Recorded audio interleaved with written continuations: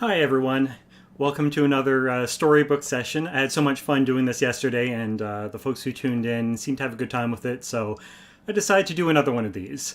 That's not the only thing that was involved in that decision, so those of you who were reading up on my Facebook post yesterday may have noticed a post about me injuring one of my fingers. So my middle finger, I wound up cutting it open when I broke a fingernail. The fingernail actually kind of slashed open that sensitive skin on the side of my finger. So it hurts to play guitar now, and it hurts to play video games, and it hurts to browse the web, and those are like some of my major pastimes. The only thing it doesn't hurt to do is read, so I decided to do another reading session today.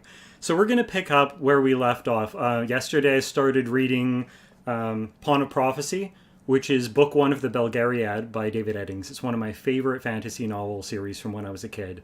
This was the first novel series that I really read all the way through without like having it read to me. You know, my introduction to fantasy was probably The Hobbit, but you know that was like parents reading it to me, whereas this was kind of my first experience of delving into like a large fantasy series kind of on my own. And this is the book that, it's the same copy that I've had since way back then. So that's what I'll be continuing reading. We read the first 5 chapters yesterday, so we're going to start out today with chapter 6 of Pawn of Prophecy.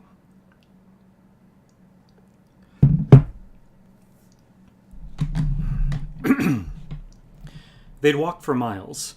How many Garion couldn't say. He nodded as he walked, and sometimes stumbled over unseen stones on the dark road. More than anything now, he wanted to sleep. His eyes burned, and his legs trembled on the verge of exhaustion. At the top of another hill, there always seemed to be another hill, for that part of Sandaria was folded like a rumpled cloth. Mr. Wolf stopped and looked around, his eyes searching the oppressive gloom. "We turn aside from the road here," he announced. "Is that wise?" Durnick asked. "There are woods hereabout, and I've heard that there may be robbers hiding there. Even if there aren't robbers, aren't we likely to lose our way in the dark?" He looked up at the murky sky, his plain face dimly seen, troubled. "I wish there was a moon." "I don't think we need to be afraid of robbers," Wolf said confidently, "and I'm just as happy there isn't a moon. I don't think we're being followed yet, but it's just as well that no one happens to see us pass. Murgo gold can buy most secrets." And with that, he led them into the fields that lay beside the road. For Garion, the fields were impossible. If he'd stumbled now and then on the road, the unseen furrows, holes, and clumps in the rough ground seemed to catch at his feet with every step. At the end of a mile, when they reached the black edge of the woods, he was almost ready to weep with exhaustion. "How can we find our way in there?" he demanded, peering into the utter darkness of the woods. "There's a woodcutter's track not far to the side," Wolf said, pointing. "We have only a little farther to go." And he set off again, following the edge of the dark woods, with Garion and the others stumbling along behind him. "Here we are," he said finally, stopping to allow them to catch up. "It's going to be very dark in there, and the track isn't wide. I'll go first, and the rest of you follow me." "I'll be right behind you, Garion," Durnick said. "Don't worry. Everything will be all right." There was a note in the smith's voice, however, that hinted that his words were more to reassure himself than to calm the boy. It seemed warmer in the woods. The trees sheltered them from the gusty wind, but it was so dark that Garion couldn't understand how Wolf could possibly find his way. A dreadful suspicion grew in his mind that Wolf actually didn't know where he was going, and he was merely floundering about blindly, trusting to luck. "Stop!" a rumbling voice, suddenly, shockingly, said directly ahead of them. Garion's eyes, accustomed slightly now to the gloom of the woods, saw a vague outline of something so huge that it couldn't possibly be a man. "A giant!" he screamed in a sudden panic. Then, because he was exhausted, and because everything that had happened that evening had simply piled too much upon him all at one time, his nerve broke, and he bolted into the trees. "Garion!" Empol's voice cried out after him. "Come back!" But panic had taken hold of him. He ran on, falling over roots and bushes, crashing into trees and tangling his legs in brambles. It seemed like some endless nightmare of blind flight. He ran full tilt into a low-hanging, unseen branch, and sparks flared before his eyes with a sudden blow to his forehead. He lay on the damp earth, gasping and sobbing, trying to clear his head. And then there were hands on him, horrid, unseen hands. 1,000 terrors flashed through his mind at once, and he struggled desperately, trying to draw his dagger. "Oh no," a voice said. "None of that, my rabbit." His dagger was taken from him. "Are you going to eat me?" Garion babbled, his voice breaking. His captor laughed. "On your feet, rabbit," he said, and Garion felt himself pulled up by a strong hand. His arm was taken in a firm grasp, and he was half dragged back through the woods. Somewhere ahead was a light, a winking fire among the trees, and it seemed he must be taken that way. He knew that he must think, must devise some means of escape, but his mind, stunned by fright and exhaustion, refused to function. There were 3 wagons sitting in a rough half-circle around the fire. Dernick was there, and Wolf, and Aunt Paul, and with them a man so huge that Garion's mind simply refused to accept the possibility that he was real. His tree-trunk-sized legs were wrapped in furs cross-tied with leather thongs, and he wore a chainmail shirt that reached to his knees, belted at the waist. From the belt hung a ponderous sword on one side, and a short-handled axe on the other. His hair was in braids, and he had a vast, bristling red beard. As they came into the light, Garion was able to see the man who'd captured him. He was a small man, scarcely taller than Garion himself, and his face was dominated by a long, pointed nose. His eyes were small and squinted, and his straight black hair was raggedly cut. The face was not the sort to inspire confidence, and the man's stained and patched tunic and short, wicked-looking sword did little to contradict the implications of his face. "Here's our rabbit," the small, weasel-like man announced as he pulled Garion into the circle of firelight. "And a merry chase he led me to." Aunt Paul was furious. "Don't you ever do that again," she said sternly to Garion. "Not so quick, Mistress Paul," Wolf said. "It's better for him to run than to fight just yet. Until he's bigger, his feet are his best friends." "Have we been captured by robbers?" Garion asked in a quavering voice. "Robbers?" Wolf laughed. "What a wild imagination you have, boy. These 2 are our friends." "Friends?" Garion said doubtfully, looking suspiciously at the red-bearded giant and the weasel-faced man beside him. "Are you sure?"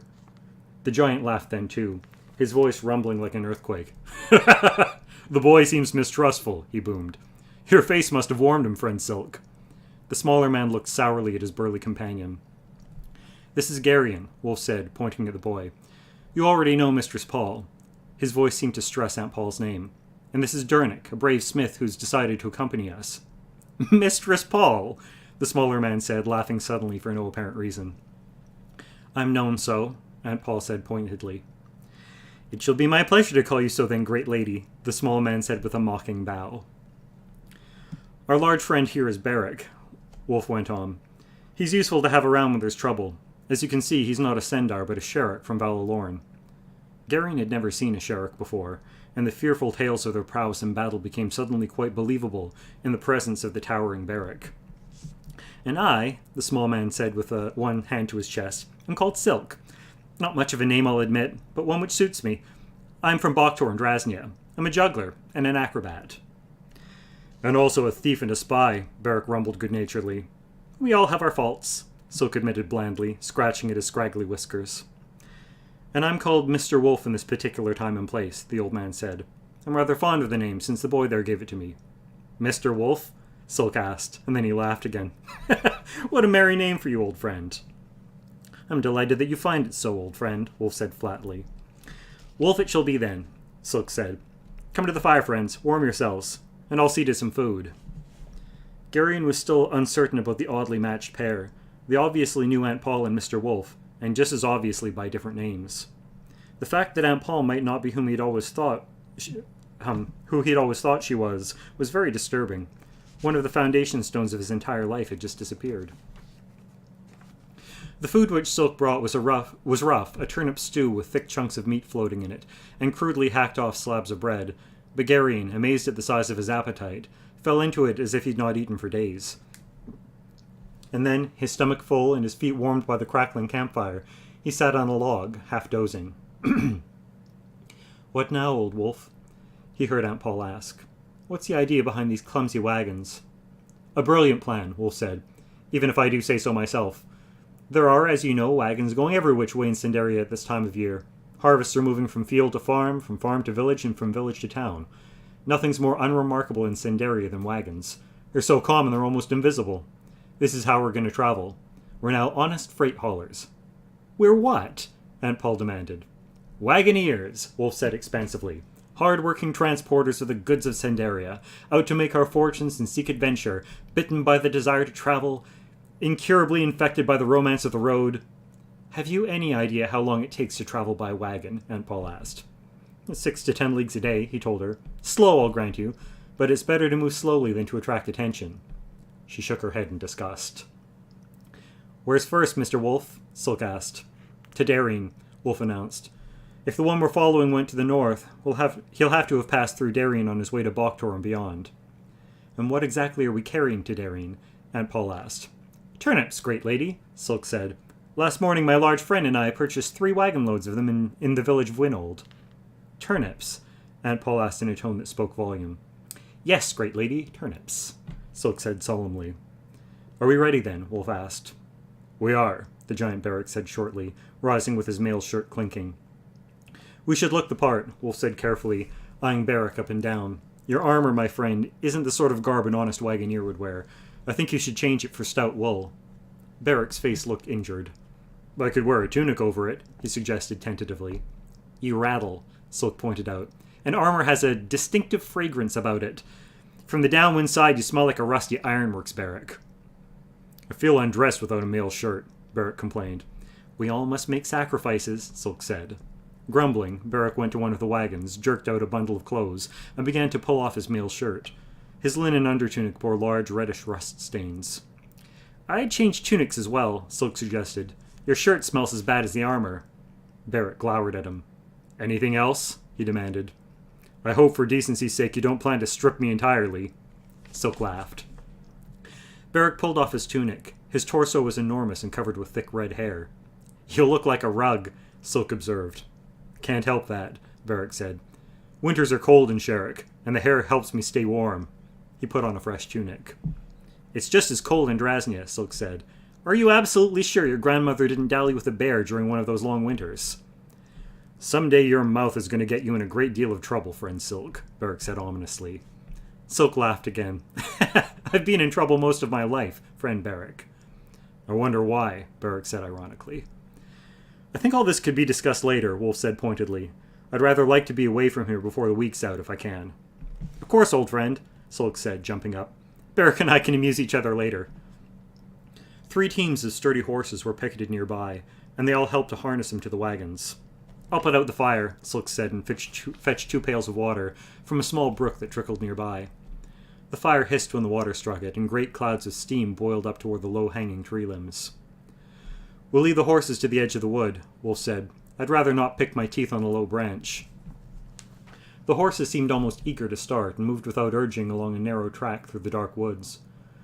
They stopped at the edge of the open fields, and Wolf looked around carefully to see if anyone was in sight.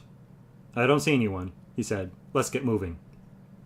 Ride with me, Goodsmith, Beric said to Dernick.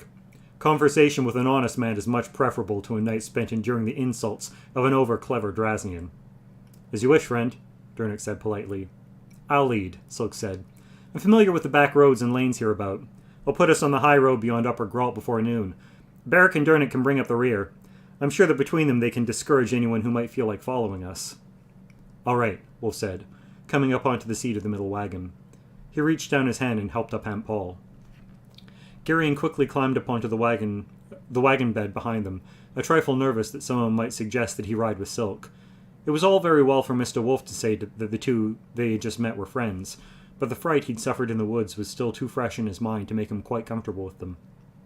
The sacks of musty-smelling turnips were lumpy, but Garion soon managed to push and shove a kind of half-reclining seat for himself among them just behind Aunt Paul and Mr. Wolf. He was sheltered from the wind. Aunt Paul was close, and his cloak, spread over him, kept him warm. He was altogether comfortable, and despite the excitement of the night's events, he soon drifted into a half-drowse. The dry voice in his mind suggested briefly that he'd not behaved too well back in the wood, but it too soon fell silent, and Garion slept. It was the change of sound that woke him. The soft thud of the horses' hooves on the dirt road became a clatter as they came to cobblestones of a small village, sleeping the last chill hours of the autumn night. Garion opened his eyes and looked sleepily up at the tall, narrow houses with their tiny windows all dark. A dog barked briefly, then retreated back to his warm place under some stairs. Garion wondered what village it might be, and how many people slept under those steep-peaked little tile roofs, unaware of the passage of their 3 wagons. The cobbled street was very narrow. and Garion could almost have reached out and touched the weathered stones of the houses as they passed. And then the nameless village was behind them, and they were back on the road again. The soft sound of the horses' hoofs lulled him once more to sleep. "What if he hasn't passed through Darien?" Aunt Paul asked Mr. Wolf in a low tone. It occurred to Garion that in all the excitement he'd never actually found out exactly what it was they were seeking. He kept his eyes closed and listened. "Don't start with the what-ifs," Wolf said irritably. "If we sit around saying what if, we'll never do anything." "It's merely asking," Aunt Paul said. "If he hasn't gone through Darien, we'll turn south, to Muros. He may have joined a caravan there to take the Great North Road to Boktor. And if he hasn't gone through Muros, then we go on to Kamar. And then? We'll see when we get to Kamar." His tone was final, as if he no longer wished to discuss the matter. Aunt Paul drew a breath as if she were about to deliver some final retort, but apparently she decided against it, and settled back instead on the wagon seat. To the east, ahead of them, the faint stain of dawn touched the lowering clouds, and they moved on through the tattered, windswept end of the long night in their search for something which, though he could not yet even identify it, was so important that Garion's entire life had been uprooted in a single day because of it.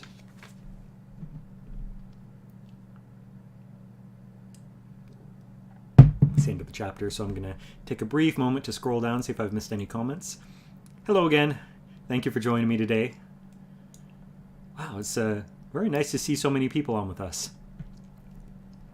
Not all of them are staying, but enough to still be a good audience anyways. Doesn't look like there's any questions, so we're going to push ahead with Chapter 7.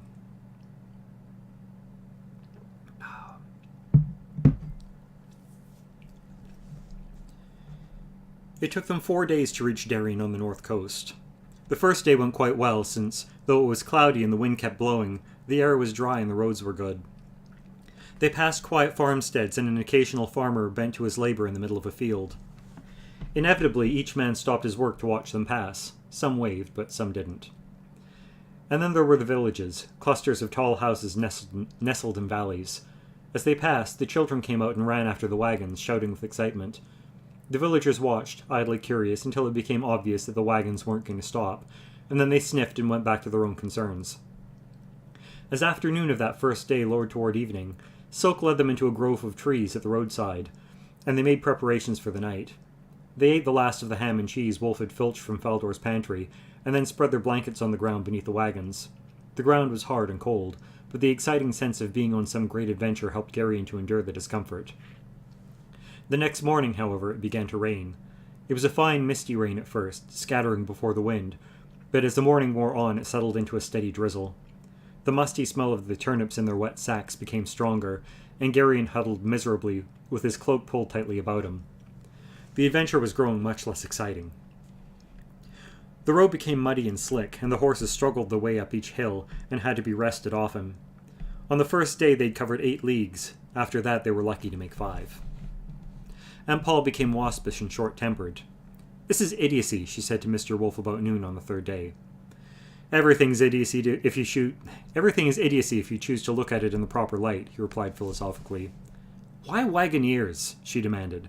"There are faster ways to travel. A wealthy family in a proper carriage, for instance, or imperial messengers on good horses. Either way would have put us in Darien by now. And left a trail in the memories of all these simple people we've passed so wide, even a Thal could follow it," Wolf explained patiently. "Brill has long since reported our departure to his employers. Every Murgo in Sandaria is looking for us by now." "Why are we hiding from the Murgos, Mr. Wolf?" Garion asked, hesitant to interrupt, but impelled by curiosity to try to penetrate the mystery behind their flight.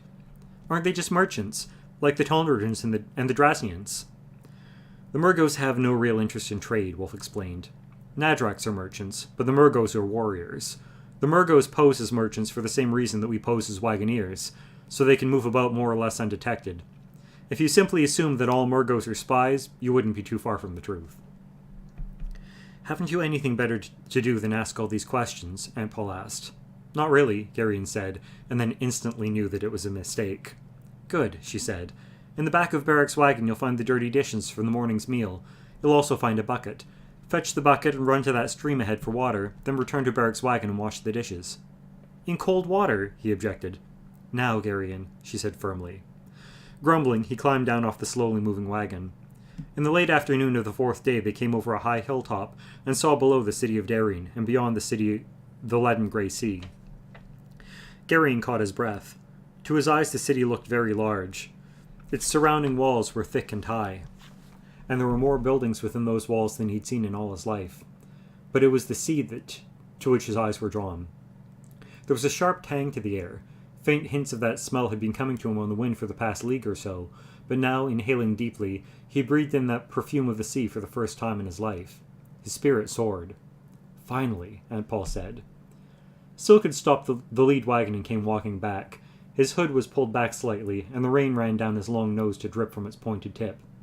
"Do we stop here or go down to the city?" he asked. "We go to the city," Aunt Paul said. "I'm not going to sleep under a wagon when there are inns so close at hand." "Honest wagoneers would seek out an inn," Mr. Wolf agreed, "and a warm tap room." "I might have guessed that," Aunt Paul said. "We have to try to look the part," Wolf shrugged. They went on down the hill, the horses' hooves slipping and sliding as they braced back against the weight of the wagons. At the city gate, 2 watchmen in stained tunics and wearing rust-spotted helmets came out of the tiny watch house just inside the gate. "What's your business in Darien?" one of them asked Silk. "I'm Ambar of Kotu," Silk lied pleasantly, "a poor Drazian merchant hoping to do business in your splendid city." "Splendid," one of the watchmen snorted. "What have you got in your wagons, merchant?" the other inquired. "Turnips," Silk said deprecatingly. "My family has been in the spice trade for generations, but I am reduced to peddling turnips." He sighed. "The world is a topsy-turvy place, isn't it, good friend?" "We're obliged to inspect your wagons," the watchman said. "It'll take some time, I'm afraid." "And a wet time at that," Silk said, squinting up into the rain. "It'd be much more pleasant to devote the time to wetting one's inside in some friendly tavern." "That's difficult when one doesn't have much money," the watchman suggested hopefully. "I'd be more than pleased if you'd accept some small token of friendship from me to aid you in your wedding," Silk offered. "You're most kind," the watchman replied with a slight bow. Some coins changed hands and the wagons moved into the city uninspected. From the hilltop, Darien had looked quite splendid, but Garion found it much less so as they clattered through the wet streets. The buildings all seemed the same, with a kind of self-important aloofness about them, and the streets were littered and dirty. The salt tang of the sea was tainted here with the smell of dead fish, and the faces of the people hurrying along were grim and unfriendly. Garion's first excitement began to fade. "Why are all the people so unhappy?" he asked Mr. Wolf. "They have a stern and demanding god," Wolf replied. "Which god is that?" Garion asked. "Money," Wolf said. "Money's a worse god than Torek himself." "Don't fill the boy's head with nonsense," Aunt Paul said. "The people aren't really unhappy, Garion. They're just all in a hurry. They have important affairs to attend to and they're afraid they'll be late, that's all." "I don't think I'd like to live here," Garion said. "It seems like a bleak, unfriendly kind of place." He sighed. "Sometimes I wish we were all back at Faldor's farm." "There are worse places than Faldor's," Wolf agreed. The inn Silk chose for them was near the docks, and the smell of the sea and the rank detritus of the meeting of sea and land was strong there. The inn, however, was a stout building with stables attached, and storage sheds for the wagons. Like most inns, the main floor was given over to the kitchen, and the large common room with its rows of tables and large fireplaces. The upper floors provided sleeping chambers for the guests. It's a suitable place," Silk announced as he came back out to the wagons, after speaking at some length with the innkeep. "Kitchen seems clean, and I saw no bugs when I inspected the sleeping chambers." "I'll inspect it," Aunt Paul said, climbing down from the wagon. "As you wish, great lady," Silk said with a polite bow. Aunt Paul's inspection took much longer than Silk's, and it was nearly dark when she returned to the courtyard. "Adequate," she sniffed, "but only barely." "It's not as if we plan to settle in for the winter, Paul," Wolf said. "At most we'll only be here a few days." She ignored that. "I've ordered hot water sent up to our chambers," she announced. "I'll take the boy up and wash him while you and the others see to the wagons and horses. Come along, Garion." And she turned and went back into the inn. Garion wished fervently that they would all stop referring to him as the boy. He did, after all, he reflected, have a name, and it wasn't that difficult of a name to remember. He was gloomily convinced that even if he lived to be 100 and have a long grey beard, they would still speak of him as the boy. After the horses and wagons had been attended to, and they'd all washed up, they went down again to the common room and dined. The meal certainly didn't match up to Aunt Paul's, but it was a welcome change from turnips. Garion was absolutely certain that he'd never be able to look a turnip in the face again for the rest of his life. After they'd eaten, the men loitered over their ale pots, and Aunt Paul's face registered her disapproval. "Garion and I are going up to bed now," she said to them. "Try not to fall down too many times when you come up." Wolf, Beric, and Silk laughed at that, but Dernick, Garion thought, looked a bit shamefaced. The next day, Mr. Wolf and Silk left the inn early and were gone all day. Garion had positioned himself in a strategic place in hopes that he might be noticed and asked to go along, but he wasn't. So when Dernick went down to look after the horses, he accompanied him instead. "Dernick," he said after they'd fed and watered the animals and the smith was examining their hooves for cuts or stone bruises, "does all this seem strange to you?" Dernick carefully lowered the leg of the patient horse he was checking. "All what, Garion?" he asked, his plain face sober. "Everything," Garion said rather vaguely. "This journey, Beric and Silk, Mr. Wolf and Aunt Paul, all of it. They all talk sometimes when they don't think I can hear them. This all seems terribly important, but I can't tell if we're running away from someone or looking for something." "It's confusing to me as well, Garion," Dernick admitted. "Many things aren't what they seem. Not what they seem at all." "Does Aunt Paul seem different to you?" Garion asked. "What I mean is, they all treat her as if she were a noblewoman or something, and she acts differently too now that we're away from Faldor's farm." "Mistress Paul's a great lady," Dernick said. "I've always known that." His voice had that same respectful tone it always had when he spoke of her, and Garion knew that it was useless to try to make Dernick perceive anything unusual about her. "And Mr. Wolf," Garion said, trying another tack. "I always thought he was just an old storyteller." "He doesn't seem to be an ordinary vagabond," Dernick admitted. "I think we've fallen in with important people, Garion, on important business. It's probably better for simple folk like you and I not to ask too many questions, but to keep our eyes and ears open."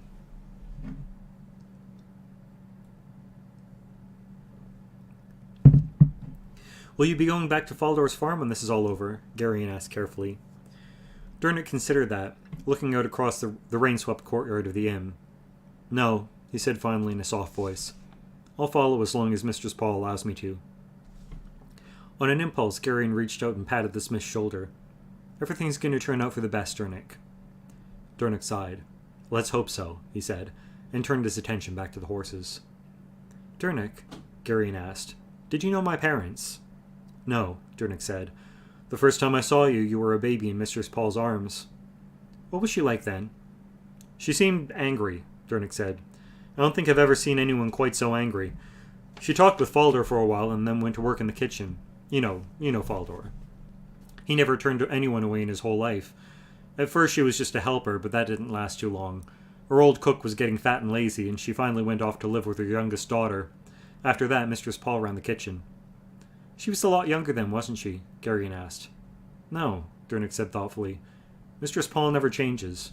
She looks exactly the same now as she did that first day." "I'm sure it only seems that way," Garion said. "Everybody gets older." "Not Mistress Paul," Dernick said. That evening, Wolf and his sharp-nosed friend returned, their faces somber.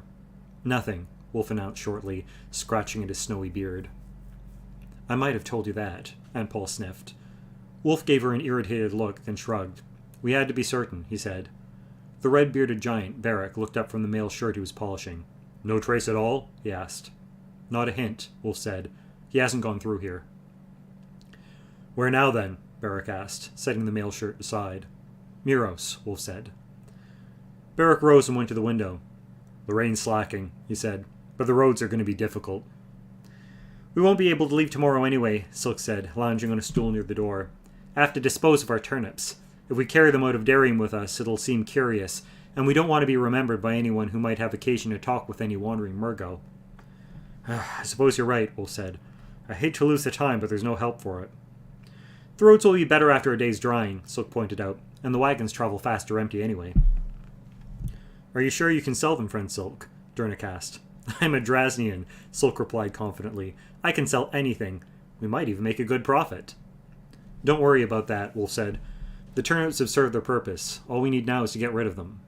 It's a matter of principle," Silk said airily. "Besides, if I didn't try to strike a hard bargain, that too would be remembered.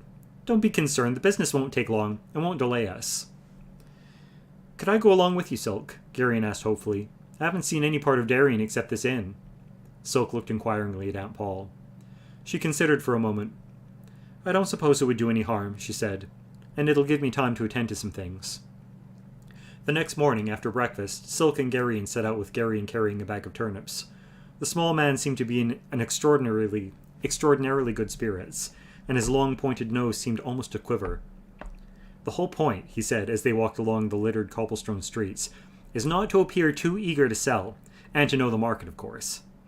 "That seems reasonable," Garrion said politely. "Yesterday I made a few inquiries," Silk went on. "Turnips are selling on the docks of Kotu and Drasnia for a Drasnian silverlink per hundredweight." "A what?" Garrion asked. "It's a Drasnian coin," Silk explained.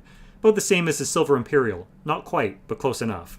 The merchant will try to buy our turnips for no more than a quarter of that, but he'll go as high as half."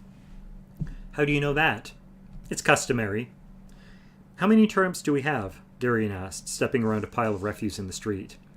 "We have 30 hundredweight," Silk said. "That would be..." Garrion's face contorted in an effort to make the complex calculation in his head. 15 imperials, Silk supplied, or 3 gold crowns. "Gold?" Garrion asked. Because gold coins were so rare in country dealings, the word seemed to have an almost magic quality. Silk nodded. "It's always preferable," he said. "It's easier to carry. The weight of silver becomes burdensome." "And how much do we pay for the turnips?" 5 imperials, Silk said. "The farmer gets 5, we get 15, and the merchant gets 30? Garrion asked incredulously. "That hardly seems fair." Silk shrugged. "It's the way things are," he said. "There's the merchant's house." He pointed at a rather imposing building with broad steps. "When we go in, he'll pretend to be very busy and not at all interested in us. Later, when he and I are bargaining, he'll notice you and tell me what a splendid boy you are." "Me?" "He'll think you're some relation of mine, a son or a nephew perhaps, and he'll think to gain advantage over me by flattering you." "What a strange notion," Garrion said. "I'll tell him many things," Silk went on, talking very rapidly now. His eyes seemed to glitter, and his nose was actually twitching. "Pay no attention to what I say, and don't let any surprise show on your face. He'll be watching us both very closely." "You're going to lie?" Garrion was shocked. "It's expected," Silk said. "The merchant will also lie. The one of us who lies the best will get the better of the bargain." "It all seems terribly involved," Garrion said. "It's a game," Silk said, his ferret-like face breaking into a grin. "A very exciting game that's played all over the world. Good players get rich, and bad players don't." "Are you a good player?" Garrion asked. "One of the best," Silk replied modestly. "Let's go in." And he led Garrion up the broad steps to the merchant's house. The merchant wore an unbelted fur-trimmed gown of a pale green color and a close-fitting cap. He behaved much as Silk had predicted that he would, sitting before a plain table and leafing through many scraps of parchment with a busy frown on his face, while Silk and Garrion waited for him to notice them. "Very well, then," he said finally. "You have business with me?" "We have some turnips," Silk said somewhat deprecatingly. "That's truly unfortunate, friend," the merchant said, assuming a long face. "The wharves at Kotu groan with turnips just now.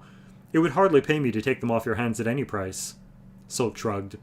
"Perhaps the Sherricks or the Algars, then," he said. "Their markets may not be yet so glutted as yours." He turned. "Come along, boy," he said to Garrion. "A moment, good friend," the merchant said. "I detect from your speech that you and I are countrymen. Perhaps as a favour I'll look at your turnips." "Your time is valuable," Silk said. "If you aren't in the market for turnips, why should we trouble you further?" "I might still be able to find a buyer somewhere," the merchant protested, "if the merchandise is of good quality." He took the bag from Garrion and opened it. Garrion listened with fascination as Silk and the merchant fenced politely with each other, each attempting to gain the advantage. "What a splendid boy this is," the merchant said, suddenly seeming to notice Garrion for the first time. "An orphan," Silk said, "placed in my care. I'm attempting to teach him the rudiments of business, but he's slow to learn." "Ah," the merchant said, sounding slightly disappointed. Then Silk made a curious gesture with the fingers of his right hand. The merchant's eyes widened slightly, then he too gestured. After that, Garrion had no idea of what was going on. The hands of Silk and the merchant wove intricate designs in the air, sometimes flickering so rapidly that the eye could scarce follow them. Silk's long, slender fingers seemed to dance, and the merchant's eyes were fixed on them, his forehead breaking into a sweat at the intensity of his concentration. "Done, then," Silk said finally, breaking the long silence in the room. "Done," the merchant agreed somewhat ruefully. "It's always a pleasure doing business with an honest man," Silk said. "I've learned much today," the merchant said. "I hope you don't intend to remain in this business for long, friend. If you do, I might just as well give you the keys to my warehouse and strong room right now and save myself the anguish I'll experience every time you appear." Silk laughed. "You've been a worthy opponent, friend merchant," he said. "I thought so at first," the merchant said, shaking his head. but I'm no match for you. Deliver your turnouts to my warehouse on Beddock Wharf tomorrow morning. He scratched a few lines on a piece of parchment with a quill. My overseer will pay you. Silk bowed and took the parchment. Come along, boy, he said to Garion, who led the way from the room. What happened? Garion asked when they were outside in the blustery street. We got the price I wanted, Silk said somewhat smugly. But you didn't say anything, Garion objected. We spoke at great length, Garion, Silk said. Weren't you watching? All I saw was the two of you wiggling your fingers at each other. That's how we spoke, Silk explained. It's a separate language my countrymen devised thousands of years ago. It's called the secret language, and it's much faster than the spoken one. It also permits us to speak in the presence of strangers without being overheard. An adept can conduct business while discussing the weather if he chooses. Will you teach it to me? Garion asked, fascinated. It takes a long time to learn, Silk told him. Isn't the trip to Muros likely to take a long time? Garion suggested. Silk shrugged. As you wish, he said. It won't be easy, but it'll help pass the time, I suppose. Are we going back to the inn now? Garion asked. Not right away, Silk said.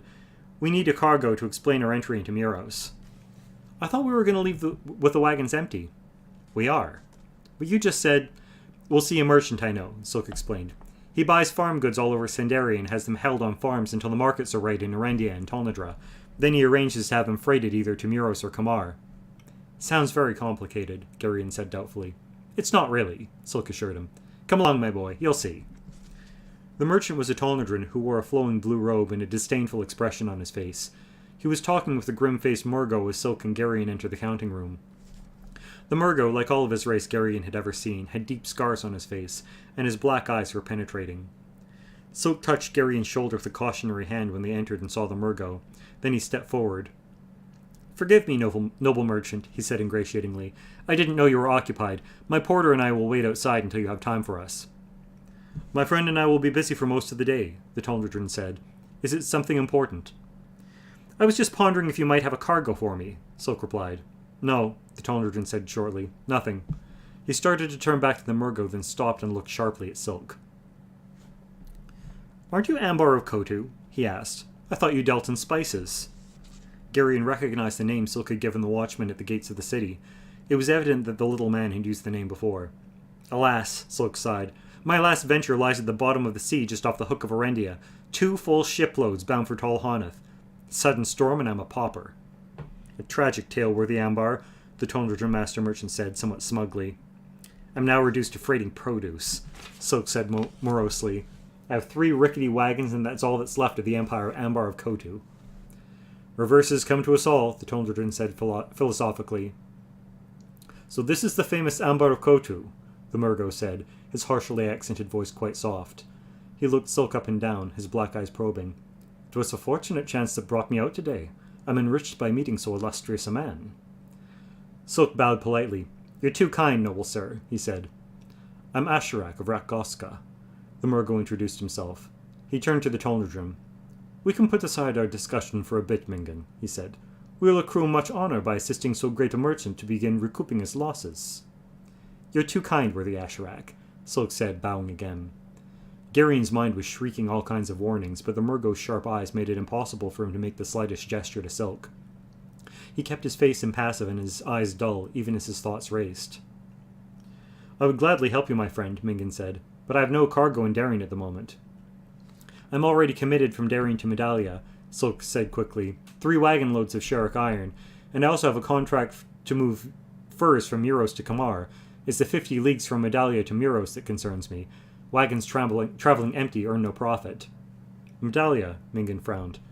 Let me examine my records. It seems to me I do have something there. He stepped out of the room. Their exploits are legendary in the kingdoms of the East Ambar, Asherak of Rakgoska said admiringly. When last I left Tholmurgos, there was still a kingly price on your head. Silk laughed easily. A minor misunderstanding, Asherak, he said. I was merely investigating the extent of Tolnadran intelligence-gathering activities in your kingdom. Took some chances I probably shouldn't have, and the Tolnadrans found out what I was up to. The charges that they leveled at me were quite fabrications. How did you manage to escape? Asherak asked. The soldiers of King Tor Urgus nearly dismantled the kingdom searching for you. A chance to meet a Thullish lady of high station, Silk said. I managed to prevail upon her to smuggle me across the border into Mishrakak Thul. Ah, Asherak said, smiling briefly. The lush ladies are notoriously easy to prevail upon. But most demanding, Silk said.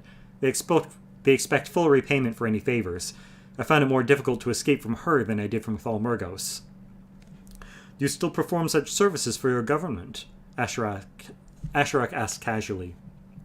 They won't even talk to me, Silk said with a gloomy expression. Ambar the spice merchant is useful to them, but Ambar the poor wagoner is quite another thing. Of course, Asherak said, and his tone indicated that he obviously didn't believe what he'd been told. He glanced briefly and without seeming interest at Garion, and Garion felt a strange shock of recognition. Without knowing exactly how it was that he knew, he was instantly sure that Asherak of Ratgoska had known him for all his life. There was a familiarity in that glance, a familiarity that had grown out of the dozen times or more that their eyes had met while Garion was growing up, and Asherak, muffled always in a black cloak and astride a black horse, had stopped and watched, and then moved on. Garion returned the gaze without expression, and the faintest hint of a smile flickered across Asherak's scarred face. Mingan returned to the room then. I have some hams on a farm near Medalia, he announced. When do you expect to arrive in Muros? 15 or 20 days, Silk told him. Mingan nodded. I'll give you a contract to move my hams to Muros, he offered. 7 silver nobles per wagon load. Tolnerden nobles or Sendarian? Silk asked quickly. This is Sendaria, worthy Ambar. We are citizens of the world, noble merchant, Silk pointed out. Transactions between us have always been Tolnerden coin. Mingan sighed.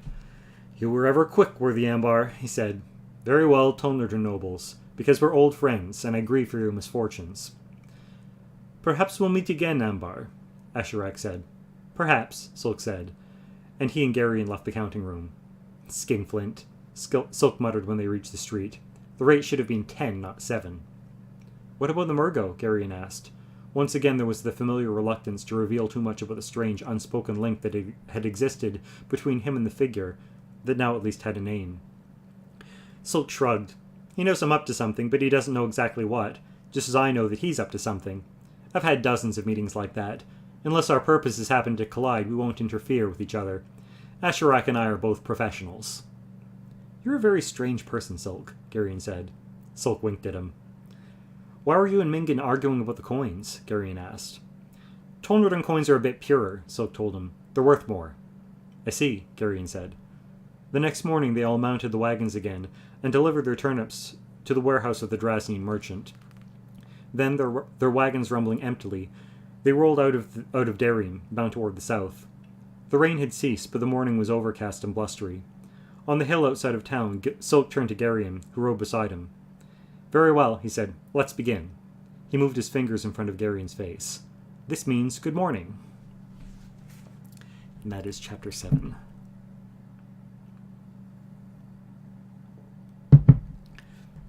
Just rest my voice for a moment and wet my whistle while I check on any of the comments. Oh, hey Amanda. Glad to see you were able to tune in for a few minutes at least. Yeah, they're Paul. It's probably been about 5 years or so, maybe closer to 6 since I've read this book. So I'm really enjoying reading through it again. It's been a while, but they never get old for me. Like I've read this series so many times over the years, but it stays good. All right, we're gonna push ahead with chapter 8 in just a second here.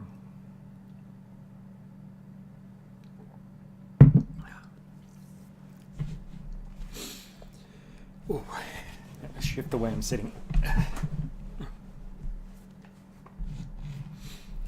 Chapter 8. After the first day, the wind blew itself out, and the pale autumn sun reappeared. The route southward led them along the Darien River, a turbulent stream that rushed down from the mountains on its way to the Gulf of Sherrick. The country was hilly and timbered, but since the wagons were empty, their horses made good time. Garion paid scant attention to the scenery as they trundled up the valley of the Darien. His attention was riveted almost totally on Silk's flickering fingers.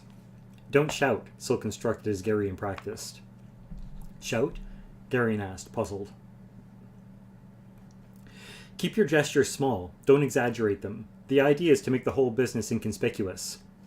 I'm only practicing, Garion said. Better to break bad habits before they become too strong, Silk said. And be careful not to mumble. Mumble? Form each phrase precisely. Finish one before you go on to the next. Don't worry about speed. That comes with time. By the third day, their conversations were half in words and half in gestures, and Garion was beginning to feel quite proud of himself. They pulled off the road into a grove of tall cedars that evening and formed up their usual half-circle with the wagons. "How goes the instruction?" Mr. Wolf asked as he climbed down. "It progresses," Silk said. "I expect it'll go more rapidly when the boy outgrows his tendency to use baby talk." Garion was crushed. Barrack, who was also dismounting, laughed. "I've often thought that the secret language might be useful to know," he said, "but fingers built to grip a sword aren't nimble enough for it." He held out his huge hand and shook his head. Durnick lifted his face and sniffed at the air. "It's going to be cold tonight," he said. "We'll have frost before morning." Barrack also sniffed and then nodded. "You're right, Durnick," he rumbled. "We'll need a good fire tonight." He reached into the wagon and lifted out his axe. "There are riders coming," Aunt Paul announced, still seated on the wagon. They all stopped talking and listened to the faint drumming sound of the road they just left. "3 at least," Barrack said grimly. He handed the axe to Durnick and reached back into the wagon for his sword. "4, Silk said. He stepped to his own wagon and took his own sword out from under the seat. "We're far enough from the road," Wolf said. "If we stay still, they'll pass us by without seeing us." "That won't hide us from Grollems," Aunt Paul said. "They won't be searching with their eyes." She made 2 quick gestures to Wolf, which Garion didn't recognize. "No," Wolf gestured back. "Let us instead." He also made an unrecognizable gesture. Aunt Paul looked at him for a moment and then nodded. "All of you stay quite still," Wolf instructed them. Then he turned toward the road, his face intent. Garion held his breath. The sound of the galloping horses grew nearer. Then a strange thing happened.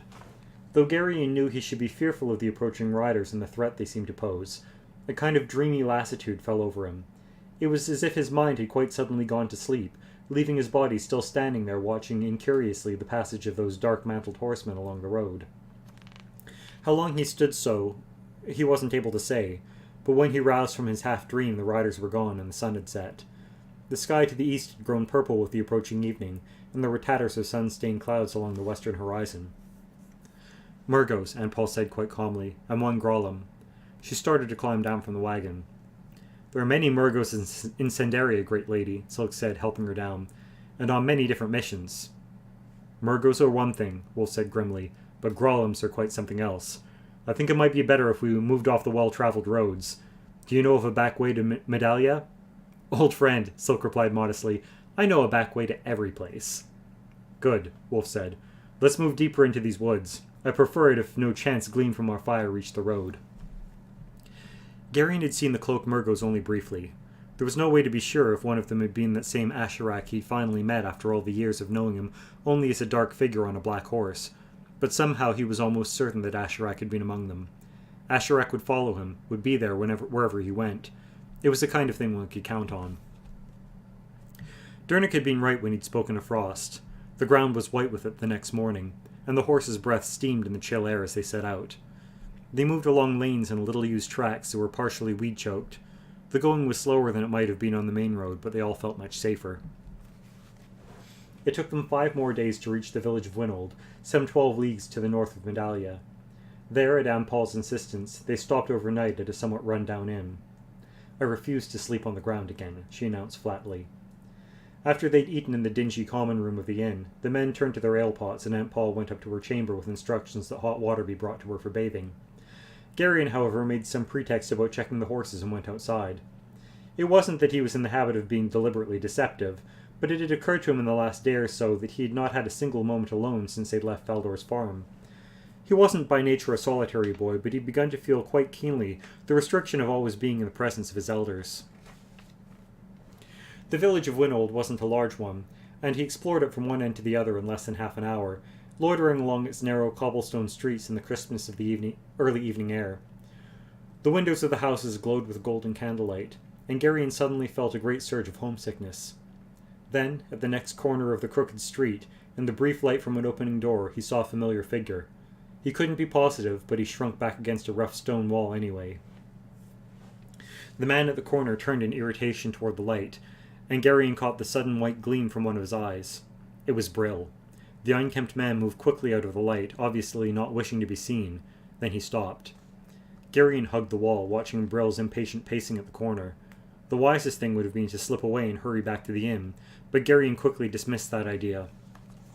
He was safe enough here in the deep shadow beside the wall, and he was too caught up by curiosity to leave without seeing exactly what Brill was doing here. After what seemed hours, but was really only a few more minutes, another shadowy shape came scurrying down the street. The man was hooded, so it was impossible to see his face, but the outline of his form revealed a figure dressed in the tunic, hose, and half-cut-length boots of an ordinary centaur. There was also, when he turned, the outline of a sword belted at his waist, and that was far from ordinary. While it wasn't precisely illegal for centaurs of lower classes to bear arms, it was uncommon enough to attract notice. Garion tried to edge close enough to hear what Brill said to the man with the sword, but they spoke only briefly. There was a clink of some coins change hands, and then the two separated. Brill moved quietly off around the corner, and the man with the sword walked up the narrow, crooked street toward the spot where Garion stood. There was no place to hide, and as soon as the hooded man came close enough, he'd be able to see Garion. To turn and run would be even more dangerous. Since there was no alternative, Garion put on a bold front and marched determinedly toward the oncoming figure. "Who's there?" the hooded man demanded, his hand going to his sword hilt. "Good evening, sir," Garion said, deliberately forcing his voice up in the squeaky registers of a much younger boy. "Cold night, isn't it?" The hooded man grunted and seemed to relax. Garion's legs quivered with the desire to run. He passed the man with the sword, and his back prickled as he felt that suspicious gaze follow him. "Boy," the man said abruptly. Garion stopped. "Yes, sir?" he said, turning. "You live here?" "Yes, sir," Garion lied, trying to keep his voice from trembling. "Is there a tavern hereabout?" Garion had just explored the town, and he spoke confidently. "Yes, sir," he said. "You go on up this street to the next corner and then turn to your left. There are torches out front. You can't miss it." "My thanks," the hooded man said shortly and walked on up the narrow street. "Good night, sir," Garion called after him, made bold by the fact that the danger seemed past. The man didn't answer, and Garion marched on down to the corner, exhilarated by his brief encounter. Once he was around the corner, however, he dropped the guise of a simple village boy and ran. He was breathless by the time he reached the inn and burst into the smoky common room where Mr. Wolf and the others sat talking by the fire.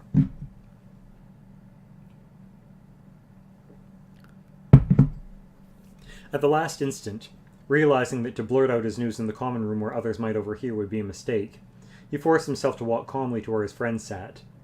He stood before the fire as if warming himself and spoke in a low tone. "I just saw Brill in the village," he said. "Brill?" Silk asked. "Who's Brill?" Wolf frowned. "A farmhand with too much anger at gold in his purse, to be entirely honest," he said. Quickly he told Silk and Barrack about the adventure in Faldor's stable. "You should have killed him," Barrack rumbled. "This isn't Sherrick," Wolf said. "Centaurs are touchy about casual killings." He turned to Garion. "Did he see you?" he asked. "No," Garion said. "I saw him first and hid in the dark. He met another man and gave him some money, I think. The other man had a sword." Briefly he described the whole incident. "This changes things," Wolf said. "I think we'll leave earlier in the morning than we planned." "It wouldn't be hard to make Brill lose interest in us," Dernick said. "I could probably find him and hit him on the head a few times." "Tempting," Wolf grinned. "But I think it might be better to just slip out of town early tomorrow and leave him with no notion we've ever been here. We don't really have time to start fighting with everyone we run across." "I'd like a closer look at this sword-carrying centaur, however," Silk said, rising. "If it turns out he's following us, I'd rather know what he looks like. I don't like being followed by strangers." "Discreetly," Wolf cautioned. Silk laughed. "Have you ever known me to be otherwise?" he asked. "This won't take long. Where did you say the tavern was, Garion?" Garion gave him directions. Silk nodded, his eyes bright and his long nose twitching. He turned, went quickly across the smoky common room, and out into the chill night. "I wonder," Barrack considered, "if we're being followed this closely, wouldn't it be better to discard the wagons in this tiresome disguise, buy good horses, and simply make straight from Euros at a gallop?" Wolf shook his head. "I don't think the Murgos are all that certain where we are," he said. "Brill could be here for some other dishonesty, and we'd be foolish to start running from shadows. Better just to move on quietly. Even if Brill is still working for the Murgos, I'd rather just slip away and leave them all beating the bushes here in central Cindaria." He stood up. "I'm going to step upstairs and let Paul know what happened." He crossed the common room and mounted the stairs. "I still don't like it," Barrack muttered, his face dark. They sat quietly then, waiting for Silk's return. The fire popped, and Garion started slightly. It occurred to him as he waited that he'd changed a great deal since they left Faldor's farm. Everything had seemed simple then, with the world neatly divided into friends and enemies. In the short time since they'd left, however, he began to perceive complexities he hadn't imagined before. He'd grown wary and distrustful, and listened more frequently to that interior voice that always advised caution, if not outright guile. He'd also learned not to accept anything at face value. Briefly, he regretted the loss of his former innocence, but the dry voice told him that such regret was childish. Then Mr. Wolf came back down the stairs and rejoined them. After about half an hour, Silk returned. "Thoroughly disreputable-looking fellow," he said, standing in front of the fire. "My guess is he's a common footpad." "Brill's seeking his natural level," Wolf observed. "If he's still working for the Murgos, he's probably hiring ruffians to watch for us. They'll be looking for 4 people on foot, however, rather than 6 in wagons. If we can get out of Winold early enough in the morning, I think we can elude them altogether." "I think Durnick and I should stand watch tonight," Beric said. "Not a bad idea," Wolf agreed. "Let's plan to leave about the 4th hour after midnight. I'd like to have 2 or 3 leagues of back roads between us and this place when the sun comes up." Garion scarcely slept that night. When he did, there were nightmares about a hooded man with a cruel sword chasing him endlessly down dark, narrow streets. When Beric woke them, Garion's eyes felt sandy, and his head was thick from the exhausting night. Aunt Paul carefully drew the shutters in their chamber before lighting a single candle. "It's going to be cold now," she said, opening the large bundle she'd had him carry up from the wagons. She took out a pair of heavy woolen hose and winter boots lined with lamb's wool. "Put these on," she instructed Garion, "and your heavy cloak." "I'm not a baby anymore, Aunt Paul," Garion said. "Do you enjoy being cold?" "Well, no, but—" He stopped, unable to think of any words to explain how he felt. He began to dress. He could hear the faint murmur of the others talking softly in the adjoining chamber, in that curious hushed tone that men always assume when they rise before the sun. "We're ready, Mistress Paul," Silk's voice came through the doorway. "Let's leave, then," she said, drawing up the hood of her cloak.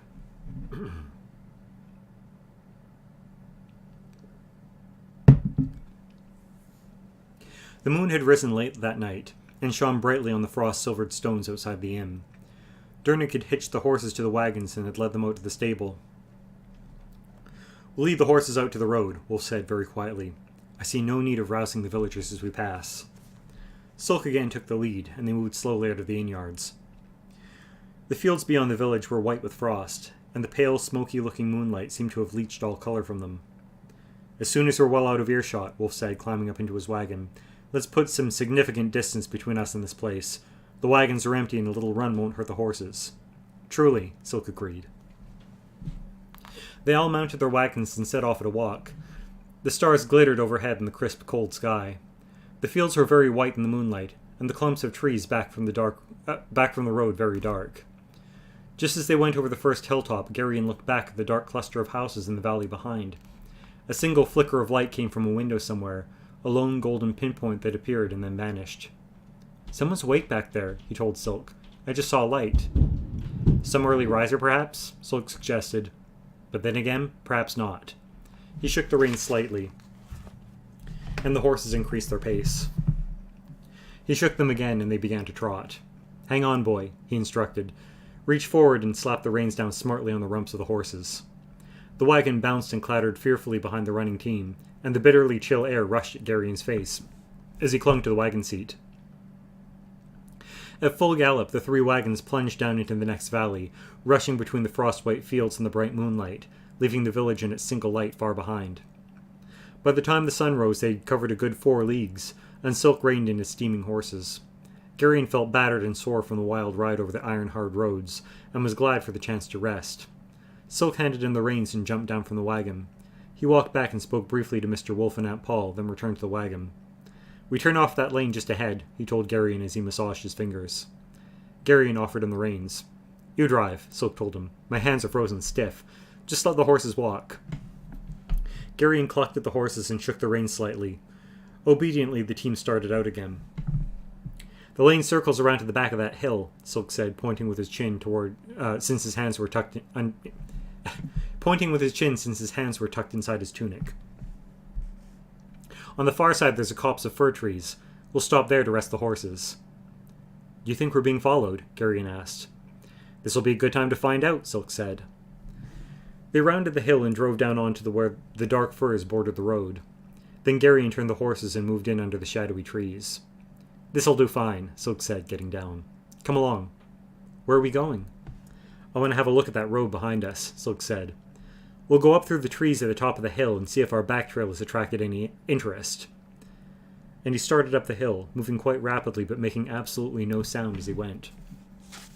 Garion floundered along behind him, his feet cracking the dead twigs underfoot embarrassingly until he began to catch the secret of it.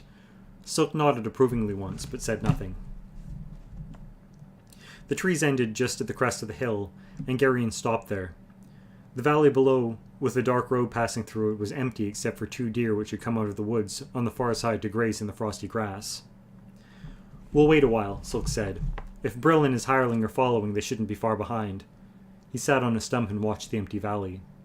After a while, a cart moved slowly along the road toward Winold.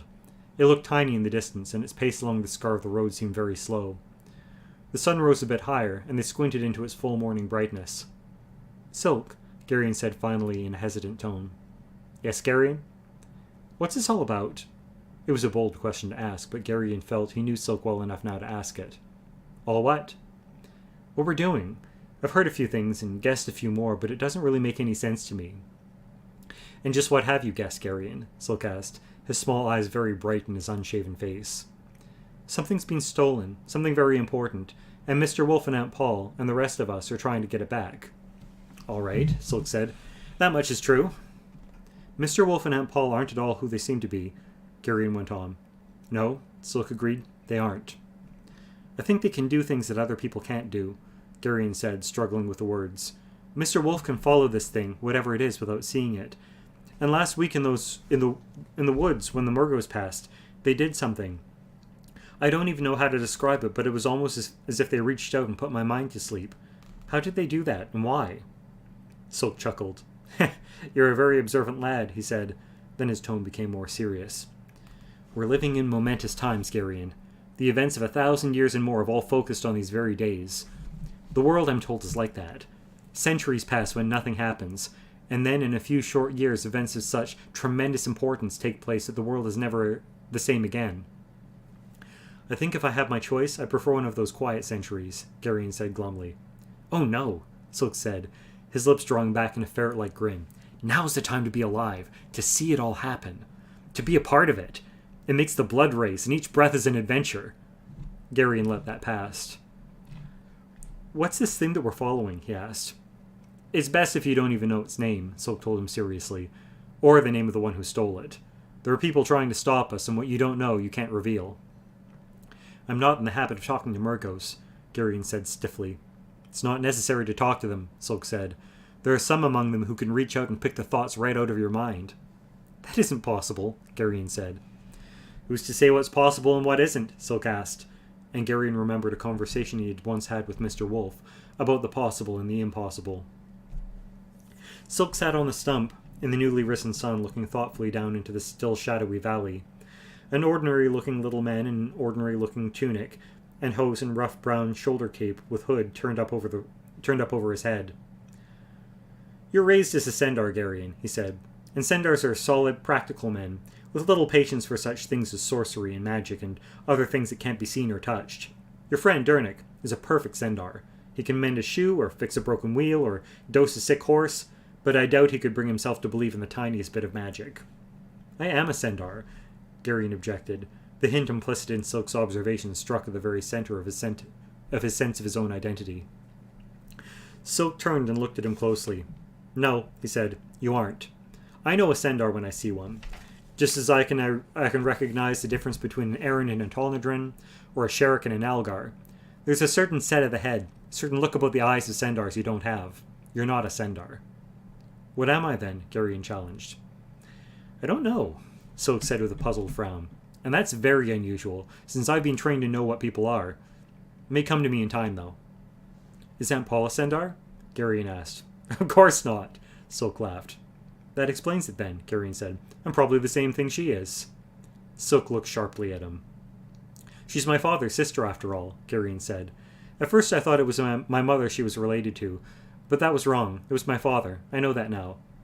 "That's impossible," Silk said flatly. Impossible? Absolutely out of the question. The whole notion's unthinkable. Why? Silk chewed at his lower lip for a moment. Let's go back to the wagons, he said shortly. They turned and went through the dark trees with the bright morning sunlight slanting on their backs in the frosty air. They rode the back lanes for the rest of the day. Late in the afternoon, when the sun had begun to drop to a purple bank of clouds toward the west, they arrived at the farm where they were to pick up Mingan's hams. Silk spoke with the stout farmer and showed him the piece of parchment Mingan had given them in Darien. I'll be glad to get rid of them, the farmer said. They've been occupying storage space I sorely need. That's frequently the case when one has dealings with Tonodrins, Silk observed. They're gifted at getting a bit more than they pay for, even if it's only the free use of someone else's storage sheds. The farmer glumly agreed. I wonder, Silk said as if the thought had just occurred to him. I wonder if you might have seen a friend of mine, Brill by name, medium-sized man with a black hair and beard and a cast to one eye. Patched clothes and a sour disposition? The stout farmer asked. That's him, Silk said. He's been about the area, the farmer said, looking, or so he said, for an old man and a woman and a boy. He said that they stole some things from his master, and he'd been sent to find them. How long ago was that? Silk asked. A week or so, the farmer said. I'm sorry to have missed him, Silk said. Wish I had the leisure to look him up. Can't think for the life of me why, the farmer said bluntly. To be honest with you, I didn't care much for your friend. I'm not over fond of him myself, Silk agreed. But the truth is he owes me some money. I could quite easily do without Brill's companionship, but I'm lonesome for the money, if you take my meaning. The farmer laughed. I take it as a kindness if you happen to forget that I asked after him, Silk said. He'll likely be hard enough to find even if he isn't warned that I'm looking for him.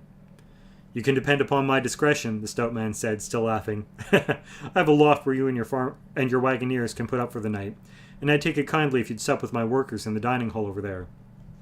My thanks, Silk said, bowing slightly. The ground's cold, and it's been some time since we've eaten anything but the rough fare of the road. You wagoneers lead adventuresome lives, the stout man said almost enviously. Free as birds, with always a new horizon just beyond the next hilltop. It's much overrated, Silk told him. And winter's a thin time for birds and wagoneers both. The farmer laughed again, clapped Silk on the shoulder, and then showed him where to put up the horses. The food in the stout farmer's dining hall was plain, but there was plenty, and the loft was a bit draughty, but the hay was soft. Garrion slept soundly. The farm wasn't Faldor's, but it was familiar enough, and there was that comforting sense of having walls about him again that made him feel secure. The following morning, after a solid breakfast, they loaded the wagons with the Tonodrin salt-crusted hams, and bade the farmer a friendly goodbye. The clouds that had begun to bank up in the west the evening before had covered the sky before the night, and it was cold and grey as they set out for Muros, 50 leagues to the south.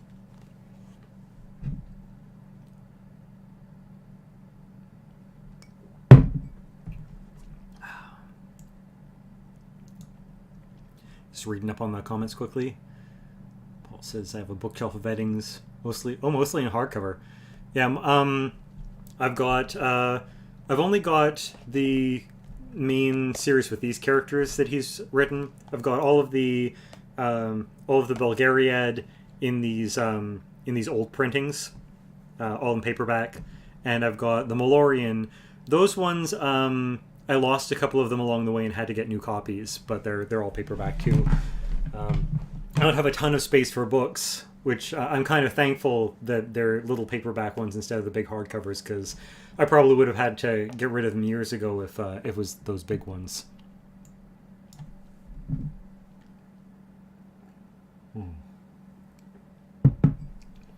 Reading is thirsty work.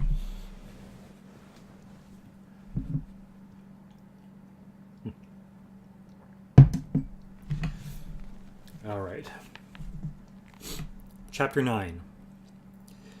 The almost 2 weeks it took them to reach Muros were the most uncomfortable Garrion had ever spent.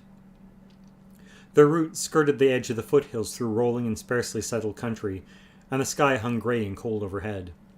There were occasional spits of snow, and the mountains loomed black against the skyline to the east. It seemed to Garrion that he would never be warm again. Despite Dernick's best efforts to find dry firewood each night, their fires always seemed pitifully small, and the great cold around them enormously large. The ground upon which they slept was always frozen, and the chill seemed actually to seep into Garrion's bones.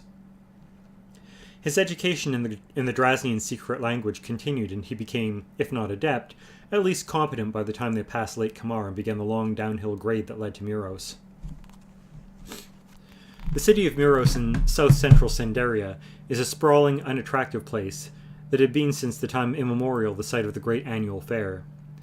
Each year in late summer, Algar horsemen drove vast cattle herds through the mountains along the Great North Road to Muros, where cattle buyers from all over the west gathered to await their coming.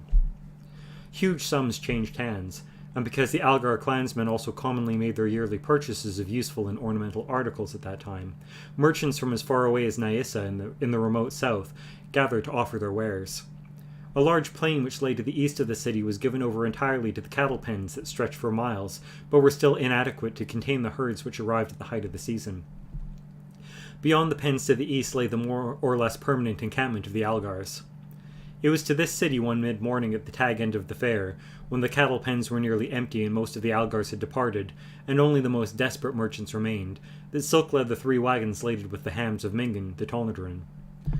The delivery of the hams took place without incident, and the wagons soon drew into an inn-yard near the northern outskirts of the city. "This is a respectable inn, great lady," Silk assured Aunt Paul, as he helped her down from the wagon. "I stopped here before." "Let's hope so," she said. "The inns of Muros have an unsavory reputation." "Those particular inns lie along the eastern edge of town," Silk assured her delicately. "I know them well." "I'm certain you do," she said with an arched eyebrow. "My profession sometimes requires me to seek out places I might otherwise prefer to avoid," he said blandly. The inn, Garion noticed, was surprisingly clean, and its guests seemed for the most part to be Sendarian merchants. "I thought there'd be many different kinds of people here in Muros," he said as he and Silk carried their bundles up to the chambers on the second floor. "There are," Silk said, "but each group tends to remain aloof from the others. The Tonradrins gather in one part of town, the Drasnians in another, the Naissans in yet another. The Earl of Muros prefers it that way. Tempers sometimes flare in the heat of the day's business, and it's best not to have natural enemies housed under the same roof." Garion nodded. "You know," he said as they entered into the chambers they had taken for their stay in Muros, "I don't think I've ever seen a Naissan." "You're lucky," Silk said with distaste. "They're an unpleasant race." "Are they like Murgos?" "No," Silk said. "The Naissans worship Issa, the snake god, and it's considered seemly among them to adopt the mannerisms of the serpent. I don't find it all that attractive myself. Besides, the Naissans murdered the Riven King, and all Alorns have disliked them since then." "The Rivens don't have a king," Garion objected. "Not anymore," Silk said. "They did once, though, until Queen Salmisra decided to have him murdered." "When was that?" Garion asked, fascinated. 1,300 years ago, Silk said, as if it had only been yesterday. "Isn't that sort of a long time to hold a grudge?" Garion asked. "Some things are unforgivable," Silk said shortly. Since there was still a good part of the day left, Silk and Wolf left the inn that afternoon to search the streets of Muros for those strange lingering traces that Wolf could apparently see or feel, and which would tell them whether the object they sought had passed this way.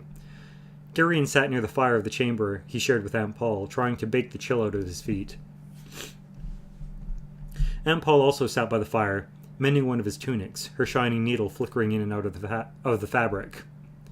"Who was the Riven King, Aunt Paul?" he asked her. She stopped sewing. "Why do you ask?" she said. "Silk was telling me about the Naissans," he said. "He told me that their queen murdered the Riven King. Why would she do that?" "You're full of questions today, aren't you?" she asked, her needle moving again. "Silk and I talk about a lot of things as we move along," Garion said, pushing his feet even closer to the fire. "Don't burn your shoes," she told him. "Silk says I'm not a Sendar," Garion said. "He says he doesn't know what I am, but that I'm not a Sendar." "Silk talks too much," Aunt Paul observed. "You never tell me anything, Aunt Paul," he said in irritation. "I tell you everything you need to know," she said calmly. "Right now it's not necessary for you to know anything about Riven Kings or Naissan Queens." "All you want to do is keep me an ignorant child," Garion said petulantly. "I'm almost a man, and I don't even know what I am or who." "I know who you are," she said, not looking up. "Who am I, then?" "You're a young man who's about to catch his shoes on fire," she said. He jerked his feet back quickly. "You didn't answer me," he accused. "That's right," she said in that same infuriatingly calm voice. "Why not?" "It's not necessary for you to know yet. When it's time, I'll tell you, but not until." "It's not fair," he objected. "The world's full of injustice," she said. Now, since you're feeling so manly, why don't you fetch some more firewood? That'll give you something useful to think about. He glared at her and stamped across the room. Garion, she said. What? Don't even think about slamming that door. That evening when Wolf and Silk returned, the usually cheerful old man seemed impatient and irritable. He sat down at the table in the common room of the inn and stared moodily at the fire. I don't think it passed this way, he said finally. There are a few places left to try, but I'm almost certain that it wasn't there. Then we going to Kamar? Beric rumbled, his thick fingers combing his bristling beard. We must, Wolf said. Most likely we should have gone there first. There was no way to know, Aunt Paul told him. Why would he go to Kamar if he's trying to carry it to the Angarat kingdoms? I can't even be certain where he's going, Wolf said, irritably. Maybe he wants to keep the thing for himself. He's always coveted it. He stared into the fire again. We're going to need some kind of cargo for the trip to Kamar, Silk said. Wolf shook his head. It slows us too much, he said. It's not unusual for wagons to return to Kamar from Euros without cargo, and it's reaching the point where we'll have to gamble our disguise for the sake of speed. It's 40 leagues to Kamar, and the weather's turning bad. A heavy snowstorm could stop the wagons entirely, and I don't have time to spend the whole winter mired down in a snowbank. Dernick dropped his knife suddenly and started to scramble to his feet. What's amiss? Beric asked quickly. I just saw Brill, Dernick said. He was at that doorway. Are you sure? Wolf demanded. I know him, Dernick said grimly. It was Brill, all right. Silk pounded his fist down on the table. Idiot, he accused himself. I underestimated the man. That doesn't matter now, Mr. Wolf said, and there was almost a kind of relief in his voice. Our disguise is useless now. I think it's time for speed. I'll see to the wagons, Dernick said. No, Wolf said. The wagons are too slow. We'll go to the camp of the Algars and buy good horses. He stood up quickly. What are the wagons? Dernick persisted. Forget them, Wolf said. They're only a hindrance now. We'll ride the wagon horses to the camp of the Algars and take only what we can conveniently carry. Let's get ready to leave immediately. Meet me in the inn yard as soon as you can. He went quickly to the door and out into the cold night. It was only a few minutes later that they all met near the door to the stable in the cobblestone inn yard, each carrying a small bundle. Hulking Beric jingled as he walked, and Garion could smell the oiled steel of his mail shirt. Oh, I lost my place there. A few flakes of snow drifted down through the frosty air and settled like tiny feathers to the frozen ground. Dernick was the last to join them. He came breathlessly out of the inn and pressed a small handful of coins upon Mr. Wolf. It was the best I could do, he apologized. It's scarce half the worth of the wagons, but the innkeeper sensed my haste and he bargled meanly. He shrugged them. At least we're rid of them, he said. It's not good to leave things of value behind. They nag at the mind and distract one from the business of hand. Silk laughed. Dernick, he said, you're the absolute soul of a Sendar. One has to follow one's nature, Dernick said. Thank you, my friend, Wolf said gravely, dropping the coins in his purse. Let's lead the horses, he went on. Galloping through these narrow streets at night would only attract attention. I'll lead, Beric announced, drawing his sword. If there's any trouble, I'm best equipped to deal with it. I'll walk along beside you, friend Beric, Dernick said, hefting a stout cudgel of firewood. Beric nodded, his eyes grimly bright, and led his horse out through the gate with Dernick closely by his side. Taking his lead from Dernick, Garion paused momentarily as he passed the woodpile and selected a good oak stick. It had a comforting weight, and he swung it a few times to get the feel of it. Then he saw Aunt Paul watching him, and he hurried on without any further display. The streets through which they passed were narrow and dark, and the snow had begun to fall a bit more heavily now, settling almost lazily through the dead calm air. The horses, made skittish by the snow, seemed to be fearful, and crowded close to those who led them. When the attack came, it was unexpected and swift. There was a sudden rush of footsteps and a sharp ring of steel on steel as Beric fended off the first blow with the sword. Garion could only see shadowy figures outlined against the falling snow, and then, as once before when he was in his boyhood, and had struck down his friend Runderig in mock battle, his ears began to ring. His blood surged boilingly in his veins as he leapt into the fight, ignoring the single cry from Aunt Paul. He received a smart rap on his shoulder, whirled and struck out with his stick. He was rewarded with a muffled grunt. He struck again, and then again, swinging the club at those parts of his shadowy enemy which he instinctively knew were most sensitive. The main fight, however, surged around Beric and Dernick. The ring of Beric's sword and the thump of Dernick's cudgel resounded in the narrow street, along with the groans of their assailants. "There's the boy! A voice rang out from behind them, and Garyon whirled. 2 men were running down the street toward him, one with a sword and the other with a wicked-looking curved knife. Knowing it was hopeless, Garyon raised his club, but Silk was there. The small man launched himself from the shadows directly at the feet of the 2, and all 3 crashed into the street in a tangle of arms and legs. Silk rolled to his feet like a cat, spun-kicked one of the floundering men solidly just below the ear. The man sank twitching to the cobblestones. The other scrambled away and half rose, just in time to receive both of Silk's heels in his face, as the rat-faced Draznian leaped into the air, twisted and struck with both legs. Then Silk turned almost casually. "You all right?" he asked Garyon. "I'm fine," Garyon said. "You're awfully good at this sort of thing." "I'm an acrobat," Silk said. "It's simple once you know how." "They're getting away," Garyon told him. Silk turned, but the two he had just put down were dragging themselves into a dark alley. There was a triumphant shout from Beric, and Garyon saw that the rest of the attackers were fleeing. At the end of the street, in the snow-speckled light from a small window, was Brill, almost dancing with fury. "Cowards!" he shouted out at his hirelings. "Cowards!" And then Beric started for him, and he too turned and ran. "Are you all right, Empal?" Garyon said, crossing the street to where she stood. "Of course I am," she snapped. "And don't do that again, young man. Leave street brawling to those better suited for it." "I was all right," he objected. "I had my stick here." "Don't argue with me," she said. "I didn't go to all the trouble of raising you to have you end up dead in a gutter." "Is everyone all right?" Dernick asked anxiously, coming back to them. "Of course we are," Empal snapped peevishly. "Why don't you see if you can help the old wolf with his horses?" "Certainly, Mistress Paul," Dernick said mildly. "Splendid little fight," Beric said, wiping his sword as he joined them. "Not much blood, but satisfying all the same." "I'm delighted you found it so," Empal said acidly. "I don't much care for such encounters. Did they leave anyone behind?" "Regrettably no, dear lady," Beric said. "The quarters were too narrow for good strokes, and these stones too slippery for good footing. I marked a couple of them quite well, however. We managed to break a few bones and dent a head or two. As a group, they were much better at running than fighting." Silk came back from the alley where he pursued the 2 men who tried to attack Garyon. His eyes were bright and his grin was vicious. "Invigorating," he said, and then he laughed for no apparent reason. Wolf and Dernick had managed to calm their wild-eyed horses, and led them back to where Garyon and the others stood. "Is anyone hurt?" Wolf demanded. "We're all intact," Beric rumbled.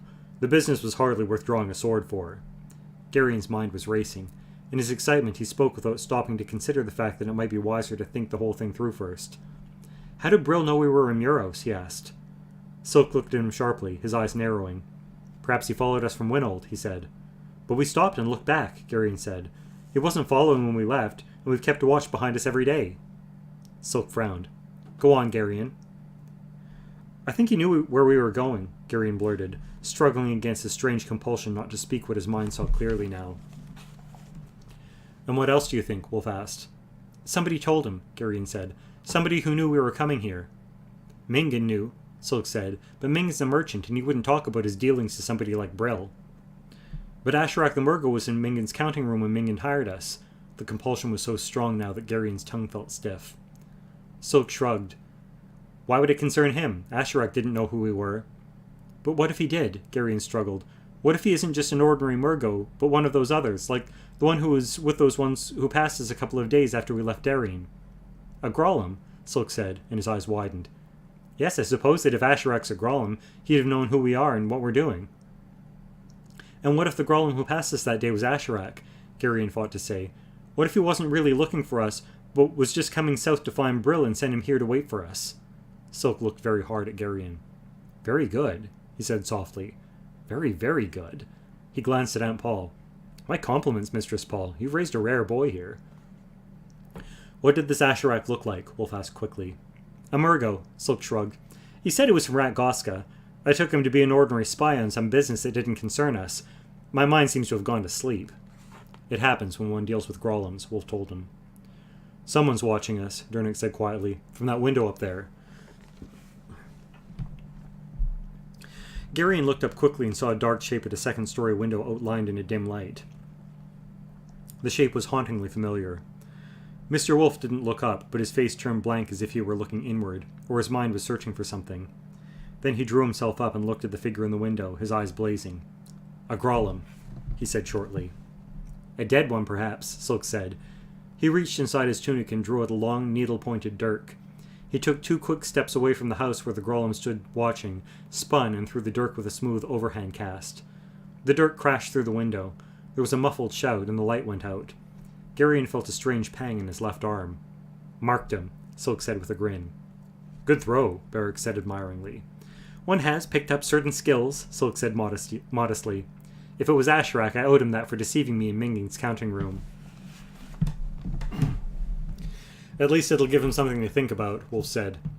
"There's no point in trying to creep through town now. They know we're here. Let's mount and ride." He climbed onto his horse and led the way down the street at a quick walk. The compulsion was gone now, and Garion wanted to tell them about Asherak, but there was no chance for that as they rode. Once they reached the outskirts of the city, they nudged their horses into a fast canter. The snow was falling more seriously now, and the hoof-churned ground in the vast cattle pens was already dusted with white. "It's going to be a cold night," Silk shouted as they rode. "We could always go back to Muros," Beric suggested. "Another scuffle or two might warm your blood." Silk laughed and put his heels to his horse again. The encampment of the Algars was 3 leagues to the east of Muros. It was a large area surrounded by a stout palisade of poles in the ground. The snow by now was falling quickly enough to make the camp look hazy and indistinct. The gate, flanked by hissing torches, was guarded by 2 fierce-looking warriors in leather leggings, snow-dusted jerkins of the same material, and pot-shaped steel helmets. The points of their lances glittered in the torchlight. "Halt!" one of the warriors commanded, leveling his lance at Mr. Wolf. "What business have you here at this time of night?" "I have urgent need of speaking with your herdmaster," Wolf replied politely. "May I step down?" The 2 guards spoke together briefly. "You may come down," one of them said. "Your companions, however, must withdraw somewhat, but not beyond the light." "Algars," Silk muttered under his breath. "Always suspicious." Mr. Wolf climbed down from his horse and, throwing back his hood, approached the 2 guards through the snow. Then a strange thing happened. The elder of the 2 guards stared at Mr. Wolf, taking in his silver hair and beard. His eyes suddenly opened very wide. He quickly muttered something to his companion, and the 2 men bowed deeply to Wolf. "There isn't time for that," Wolf said in annoyance. "Convey me to your herdmaster." "At once, Ancient One," the elder guard said quickly, and hurried to open the gate. "What was that about?" Garion whispered to Aunt Paul. "Algars are superstitious," she said shortly. "Don't ask so many questions." They waited with snow settling down upon them and melting on their horses. After about half an hour, the gate opened again, and 24 mounted Algars, fierce in their rivet-studded leather vests and steel helmets, herded 6 saddled horses out into the snow. Behind them, Mr. Wolf walked, accompanied by a tall man with his head shaved except for a flowing scalp lock. "You've honored our camp by your visit, Ancient One," the tall man was saying, "and I wish you all speed on your journey." "I've little fear of being delayed with Algar horses under us," Wolf replied. "My riders will accompany you along a route they know which will put you on the far side of Muros within a few hours," the tall man said. "They'll then linger for a time to be certain you're not followed." "I can't express my gratitude, noble herdmaster," Wolf said, bowing. "It's I who am grateful for the opportunity to be of service," the herdmaster said, also bowing. The change to their new horses took only a minute.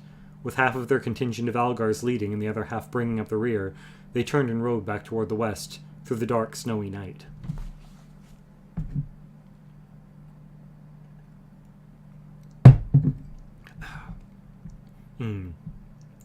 Voice is starting to get a little bit tired. I think I've still got a bit left in me today before I need to wrap up. We can probably do another chapter or 2.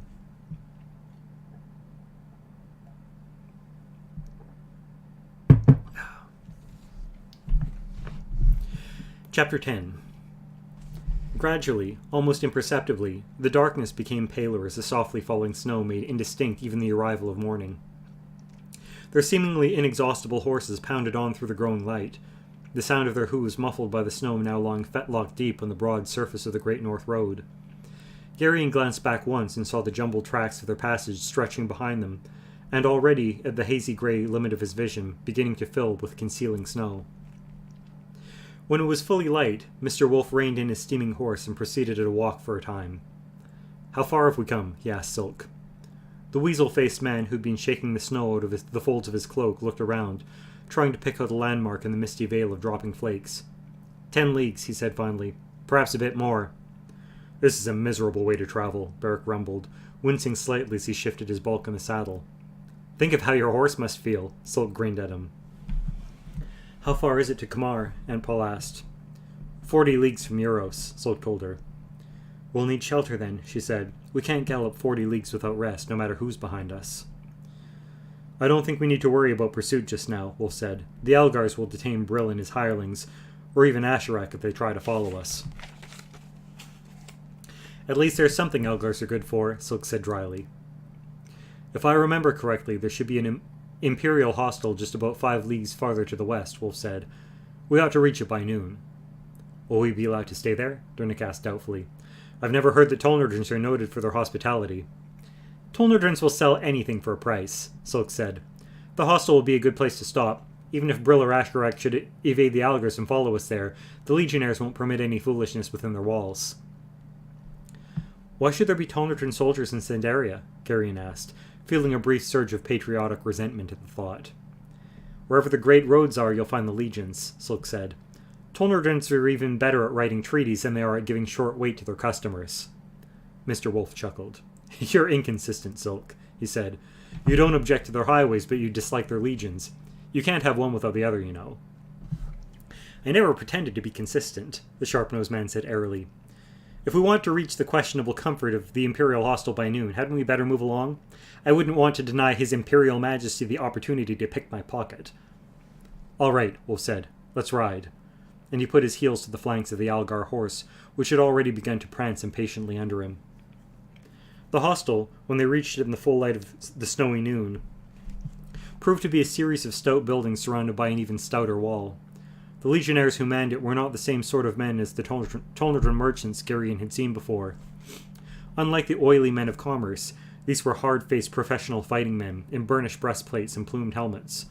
They carried themselves proudly, even arrogantly, each bearing the knowledge that the might of all Tolnerdro was behind him. The food in the dining hall was plain and wholesome, but dreadfully expensive. The tiny sleeping cubicles were scrupulously clean, with hard, narrow beds and thick woolen blankets, and were also expensive. The stables were neat, and they too reached deeply into Mr. Wolf's purse. Garion wondered at the thought of how much their lodging was costing, but Wolf paid for it all with seeming indifference, as if his purse were bottomless. We'll rest here until tomorrow, the white-bearded old man announced when he had finished eating. Maybe it'll snow itself out by morning. I'm not happy with all this plunging blindly through a snowstorm. Too many things can hide in our path in such weather. Garion, who was numb by now with exhaustion, heard these words gratefully as he half drowsed at the table. The other sat talking quietly, but he was too tired to listen to what they said. Garion, Aunt Paul said finally, why don't you go to bed? I'm all right, Aunt Paul, he said, rousing himself quickly, mortified once more at being treated like a child. Now, Garion, she said in that infuriating tone he knew so well. It seemed that all his life she'd been saying, now, Garion, to him, but he knew better than to argue. He stood up and was surprised to feel that his legs were trembling. Aunt Paul also rose and led him from the dining hall. I can find my way by myself, he objected. Of course, she said. Now come along. After he'd crawled into bed in his cubicle, she pulled his blankets up firmly around his neck. Stay covered, she told him. I don't want you taking cold. She laid her cool hand briefly on his forehead as she'd done when he was a small child. Aunt Paul, he asked drowsily. Yes, Garion? Who are my parents? I mean, what were their names? She looked at him gravely. We can talk about that later, she said. I want to know, he said stubbornly. All right. Your father's name was Garam. Your mother's was Ildera. Garion thought about that. The names don't sound Sindarian, he said finally. They're not, Aunt Paul said. Why was that?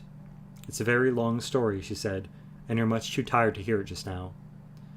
On a sudden impulse, he reached out and touched the white lock at her brow with the mark of the palm of his right hand. As had sometimes happened before, a window seemed to open in his mind at the tingling touch, but this time that window opened on something much more serious. There was anger, and a single face, a face that was strangely like Mr. Wolf's but was not his face, and all the towering fury in the world was directed at that face. Aunt Paul moved her head away. I've asked you not to do that, Garion, she said, her tone very matter-of-fact. You're not ready for it yet. You're going to have to tell me about it, what it is someday, he said. Perhaps, she said, but not now. Close your eyes and go to sleep. And then, as if that command had somehow dissolved his will, he fell immediately into a deep, untroubled sleep. By the next morning it had stopped snowing. The world outside of the walls of the Imperial hostel was mantled in a thick, unbroken white, and the air was filmy with a kind of damp haze that was almost, but not quite, fog. "Misty Sandaria," Silk said ironically at breakfast. "Sometimes I'm amazed that the entire kingdom doesn't just rust shut." They traveled all that day in a mile-eating canter, and that night there was another Imperial hostel, almost identical to the one they'd left that morning. So closely identical, in fact, that it almost seemed to Garion that they'd ridden all day and merely arrived back where they'd started. He commented on that to Silk as they were putting their horses in the stable. "Tolnodrins are nothing if not predictable," Silk said. "All their hostels are exactly the same. You can find these same buildings in Drasnia, Algaria, Arendia, any place where their great roads go. It's their one weakness, this lack of imagination." "Don't they get tired of doing the same thing over and over again?" "Makes them feel comfortable, I guess," Silk laughed. "Let's go see about supper." It snowed again the following day, but by noon Garion caught a scent other than that faintly dusty odor snow always seemed to have. Even as he'd done when they'd approached Darien, he began to smell the sea, and he knew their journey was almost at an end. Kamar, the largest city in Sandaria, and the major seaport of the north, was a sprawling place which had existed at the mouth of the greater Kamar River since antiquity. It was the natural western terminus of the Great North Road, which stretched to Bakhtor and Drasnia, and the equally natural northern end of the Great West Road, which reached down across Arendia into Tolnodra and the imperial capital at Tolhanath. With some accuracy it could be said that all roads ended at Kamar. Late on a chill, snowy afternoon, they rode down a gradual hill toward the city. Some distance from the gate, Aunt Paul stopped her horse. "Since we're no longer posing as vagabonds," she announced, "I see no further need for selecting the most disreputable inns, do you?" "Hadn't really thought about it," Mr. Wolf said. "Well, I have," she said.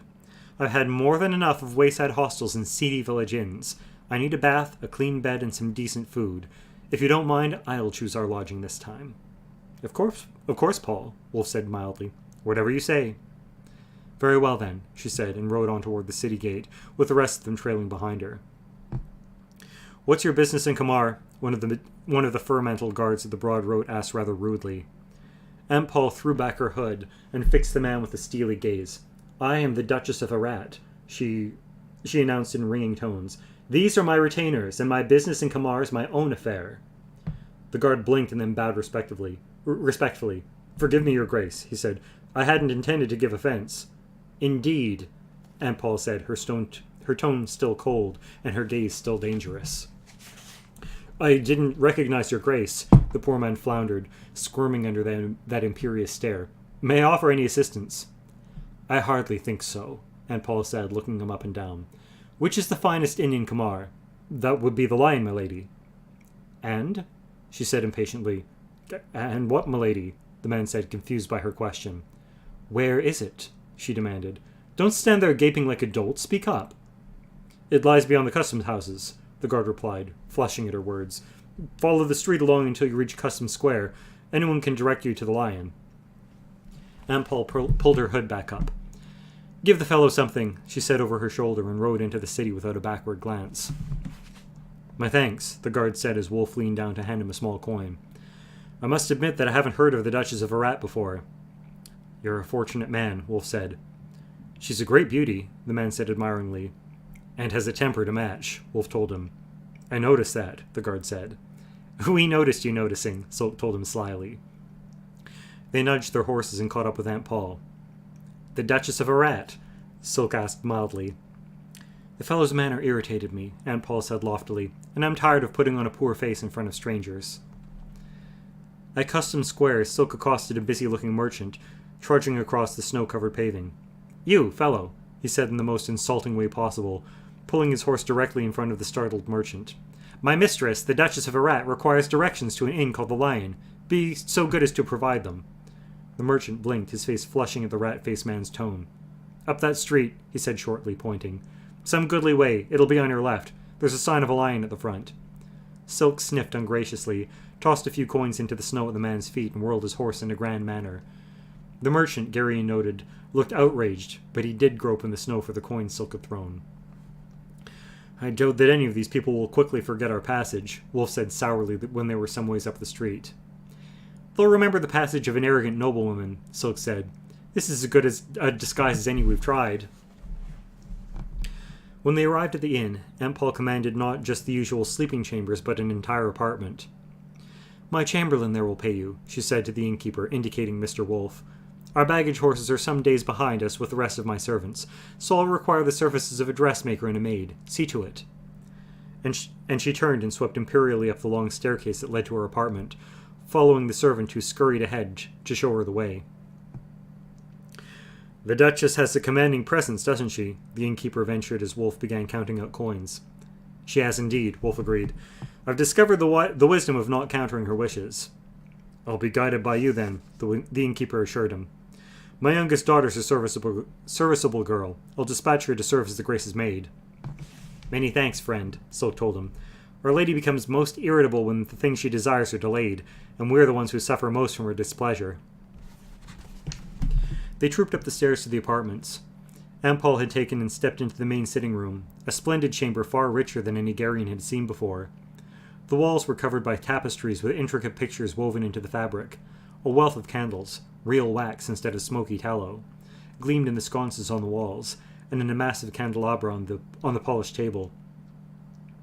A good warm fire danced merrily on the hearth, and a large carpet of curious design lay on the floor. Aunt Paul was standing before the fire, warming her hands. "Isn't this better than some shabby wharfside inn reeking of fish and unwashed sailors?" she asked. "If the Duchess of Arat will forgive my saying so," Wolfe said somewhat tartly, "this is hardly the way to escape notice, and the cost of these lodgings would feed a legion for a week." Don't grow parsimonious in your dotage, old Wolfe," she replied. No one takes a spoiled noblewoman seriously, and your wagons weren't able to keep that disgusting Brill from finding us. This guise is at least comfortable, and it permits us to move fast." Wolfe grunted. "I only hope we won't all regret this," he said. "Stop grumbling, old man," she told him. "Have it your way, Paul," he sighed. "I intend to," she said. "How are we to behave, Mistress Paul?" Dernick asked hesitantly. Her sudden regal manner had obviously confused him. "I'm not familiar with the ways of the gentry." "It's quite simple, Dernick," she said. She eyed him up and down, noting his plain, dependable face and his solid competence. "How would you like to be chief groom to the Duchess of Arat, and master of her stables?" Dernick laughed uncomfortably. "Noble titles for work I've done all my life," he said. "I could manage the work easy enough, but the titles might grow a bit heavy." You'll do splendidly, friend Dernick," Silk assured him. "That honest face of yours makes people believe anything you choose to tell them. If I had a face like yours, I could steal half the world." He turned to Aunt Paul. "And what role am I to play, my lady?" he asked. "You'll be my reeve," she said. "The thievery usually associated with the position should suit you." Silk bowed ironically. "And I?" Berwick said, grinning openly. "My man-at-arms," she said. "I doubt that any would believe you to be a dancing master. Just stand around looking dangerous." "And what of me, Aunt Paul?" Garion asked. "What do I do?" "You can be my page."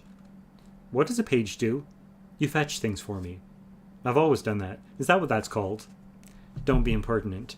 You also answer doors and announce visitors, and when I'm melancholy you may sing to me." "Sing?" he said incredulously. "Me?" "It's customary." "You wouldn't make me do that, would you, Aunt Paul?" "Your Grace," she corrected. "You won't be very gracious if you have to listen to me sing," he warned. "My voice isn't very good." "You'll do just fine, dear," she said. "And I've already been appointed your Grace's chamberlain," Wolfe said. "My chief steward," she told him. "Manager of my estates and keeper of my purse." Somehow I knew that would be part of it. There was a timid rap at the door. "See who it is, Garion," Aunt Paul said.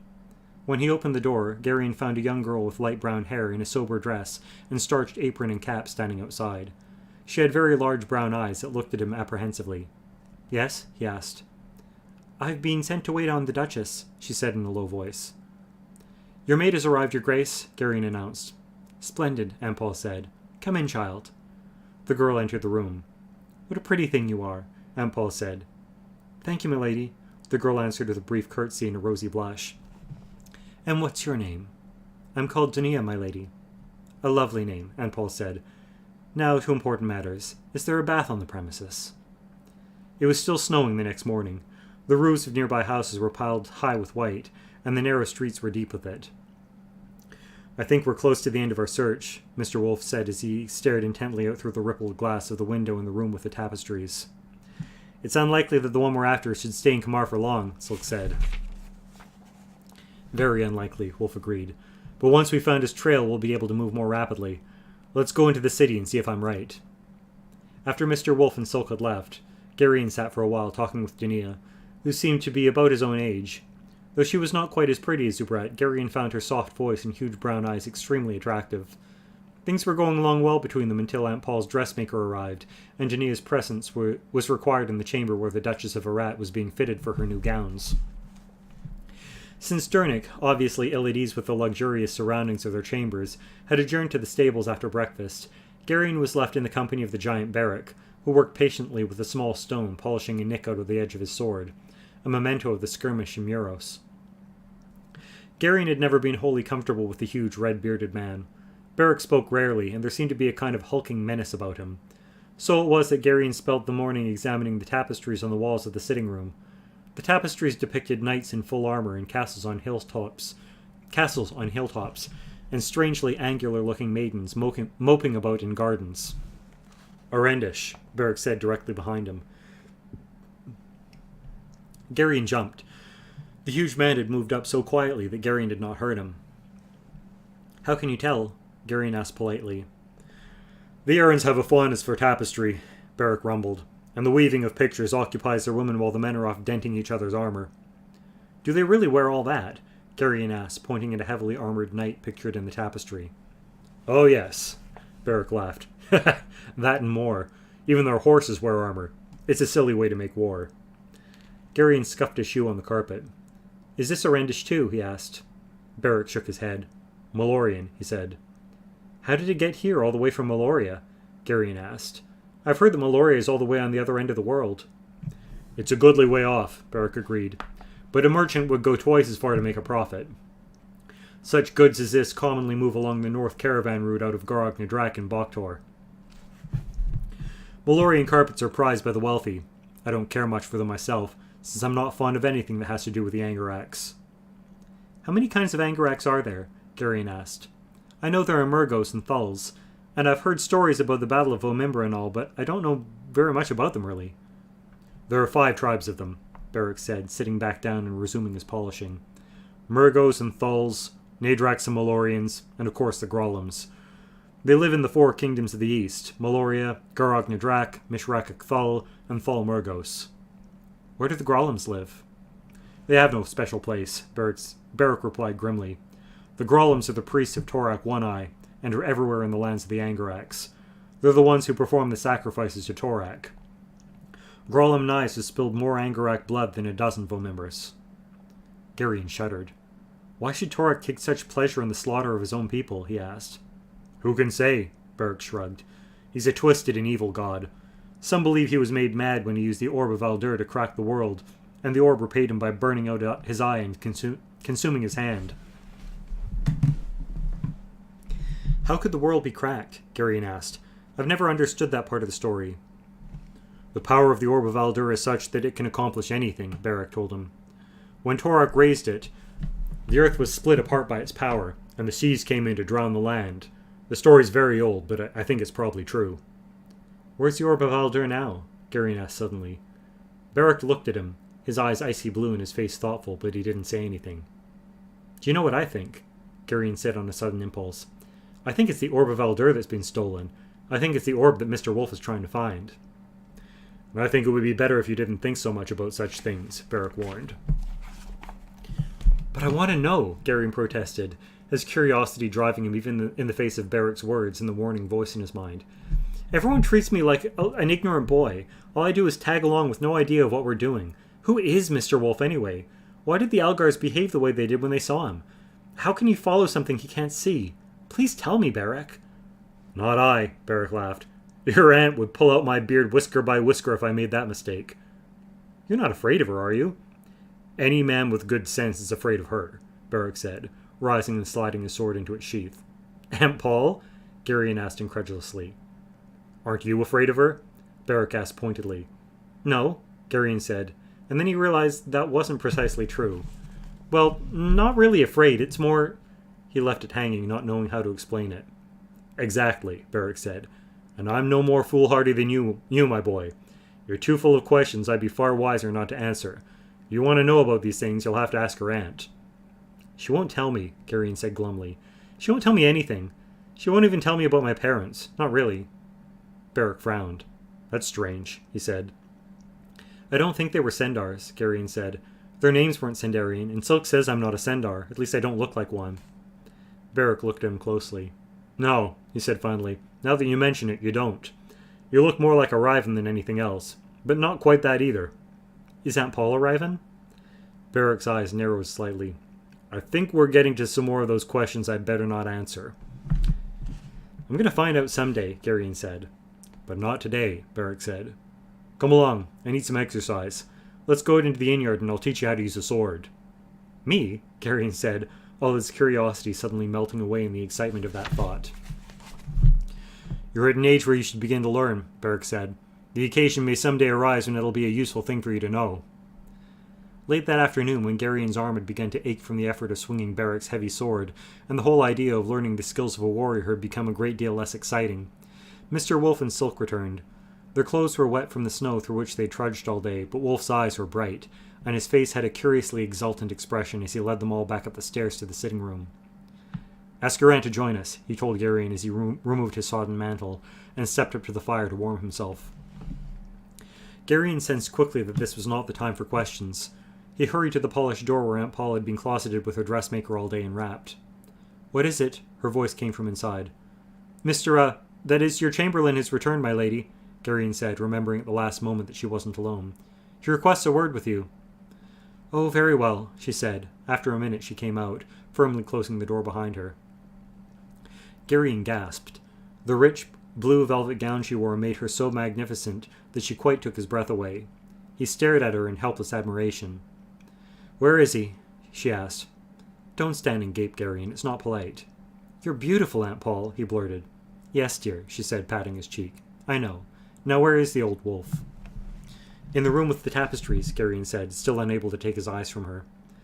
Come along, then, she said, and swept down the short hall to the sitting room. They entered to find the others all standing by the fireplace. Well, she asked. Wolf looked up at her, his eyes still bright. An excellent choice, Paul, he said admiringly. Blue has always been your best color. Do you like it? She asked, holding out her arms and turning almost girlishly, so that they all might see how fine she looked. I hope it pleases you, old man, because it's costing you a great deal of money. Wolf laughed. I was almost certain it would, he said. The effect of Aunt Paul's gown on Dernick was painfully obvious. The poor man's eyes literally bulged, and his face turned alternately very pale and then very red, then finally settled into an expression of such hopelessness that Garion was touched to the quick by it. Silk and Beric, in curious unison, both bowed deeply and wordlessly to Aunt Paul, and her eyes sparkled at their silent tribute.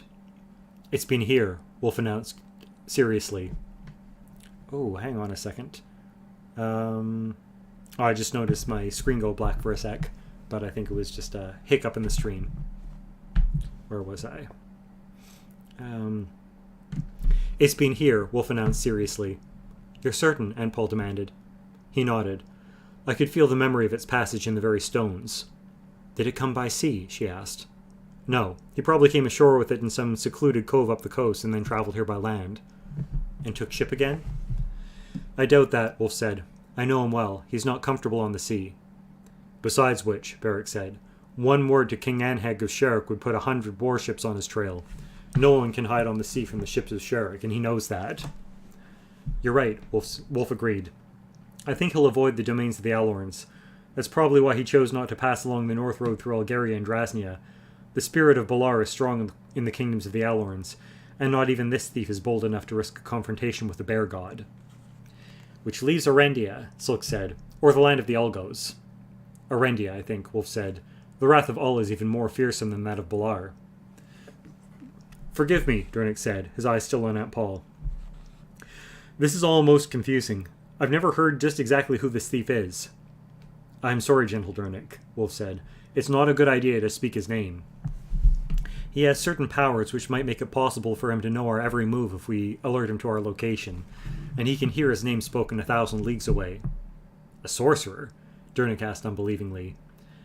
The word isn't one I choose, Wolf said. It's a term used by men who don't understand that particular art. Instead, let's call him Thief, though there are a few other names I might call him which are far less kindly. Can we be certain that he'll make for the kingdom of the Agarax? Sulk asked, frowning. If that's the case, wouldn't it be quicker to take ship directly to Tall Honeth and pick up his trail on the south caravan route into Thalmurgos? Wolf shook his head. Better to stay with the trail now that we found it. We don't know what he intends. Maybe he wants to keep the thing he's stolen for himself rather than deliver it over to the Grolums. He might even seek sanctuary in Nyissa. He couldn't do that without the connivance of Salmisra, Ampol said.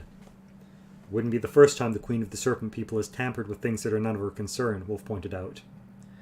If that turns out to be true, Ampol said grimly, I think I'll give myself the leisure to deal with the Snake Woman, permanently. It's too early to know, Wolf said. Tomorrow we'll buy provisions and ferry across the river to Erendia. I'll take up the trail there. For the time being, all we can do is follow that trail. Once we know for certain where it leads, we'll be able to consider our alternatives. From the evening-darkened inn-yard outside there came suddenly the sound of many horses. Beric stepped quickly to the window and glanced out. Soldiers, he said shortly. Here, Sulk said, also hurrying to the window. They appear to be from one of the king's regiments, Beric said. They won't be interested in us, Ampol said. Unless they aren't what they seem, Sulk said. Uniforms of one kind or another aren't that difficult to come by. They aren't Murgos, Beric said. I recognize Murgos. Brill isn't a Murgo either, Sulk said, staring down into the inn-yard. See if you can hear what they say, Wolf instructed. Beric carefully opened one of the windows a crack, and the candles all flickered in the gust of icy wind. In the yard below, the captain of the soldiers was speaking with the innkeeper. He's a man of somewhat more than medium height, with white hair and a short white beard, maybe traveling... Oh, sorry, I thought it was Beric talking there. He's a man of somewhat more than medium height, with white hair and a short white beard. He may be traveling with some others. There's one such as that here, Your Honor, the innkeep said dubiously, but I'm sure he isn't the one you seek. This one is chief steward to the Duchess of Arat, who honors my inn with her presence. The Duchess of where? The captain said sharply. Of Arat, the innkeeper replied, a most noble lady of great beauty and a commanding presence. I wonder if I might have a word with her grace, the captain said, climbing down from his horse. I'll ask her if she will receive your honor, the innkeeper replied. Beric closed the window. I'll deal with this meddlesome captain, he said firmly. No, Wolf said. He's got too many soldiers with him, and if they're who they seem to be, they're good men who haven't done us any harm. There's the back stairs, Sulk suggested. We could be three streets away before they reached our door. And if he stationed soldiers at the back of the inn, Ampol suggested, what then? Since he's coming to speak with the Duchess of Arat, why don't we let the Duchess deal with him? What have you got in mind? Wolf asked. If the rest of you stay out of sight, I'll speak with him, she said. I should be able to put him off until morning. We can be across the river into Erendia before he comes back. Perhaps, Wolf said, but this captain sounds like a determined man. I've dealt with determined men before, she said. We'll have to decide quickly, Sulk said from the door. He's on the stairs right now. We'll try it your way, Paul, Wolf said, opening the door to the next chamber. Garion, Ampol said, you stay here. A duchess wouldn't be unattended. Wolf and the others quickly left the room. What do you want me to do, Ampol? Garion whispered. Just remember that you're my page, dear, she said, seating herself on a large chair near the center of the room and carefully arranging the folds of her gown. Stand near my chair and try to look attentive. I'll take care of the rest. Yes, my lady, Garion said. The captain, when he arrived behind the innkeeper's knock, proved to be a tall, sober-looking man with penetrating grey eyes. Garion, trying his best to sound officious, requested the soldier's name and then turned to Ampol. There's a Captain Brendig to see you, your grace, he announced. He says that it's a matter of importance. Ampol looked at him for a moment as if considering the request. Oh, very well, she said finally. Show him in. Captain Brendig stepped into the room and the innkeeper left hurriedly. Your grace, the captain said, bowing deferentially to Ampol. What is it, Captain? She demanded. I would not trouble your grace if my mission were not of such urgency, Brendig apologized. My orders are directly from the king himself, and you of all people will know that we must defer to his wishes. I suppose I could spare you a few moments for the king's business, she said. There's a certain man the king wishes to have apprehended, Brendig said. An elderly man with white hair and beard. I'm informed you have such a one among your servants. Is the man a criminal? She asked.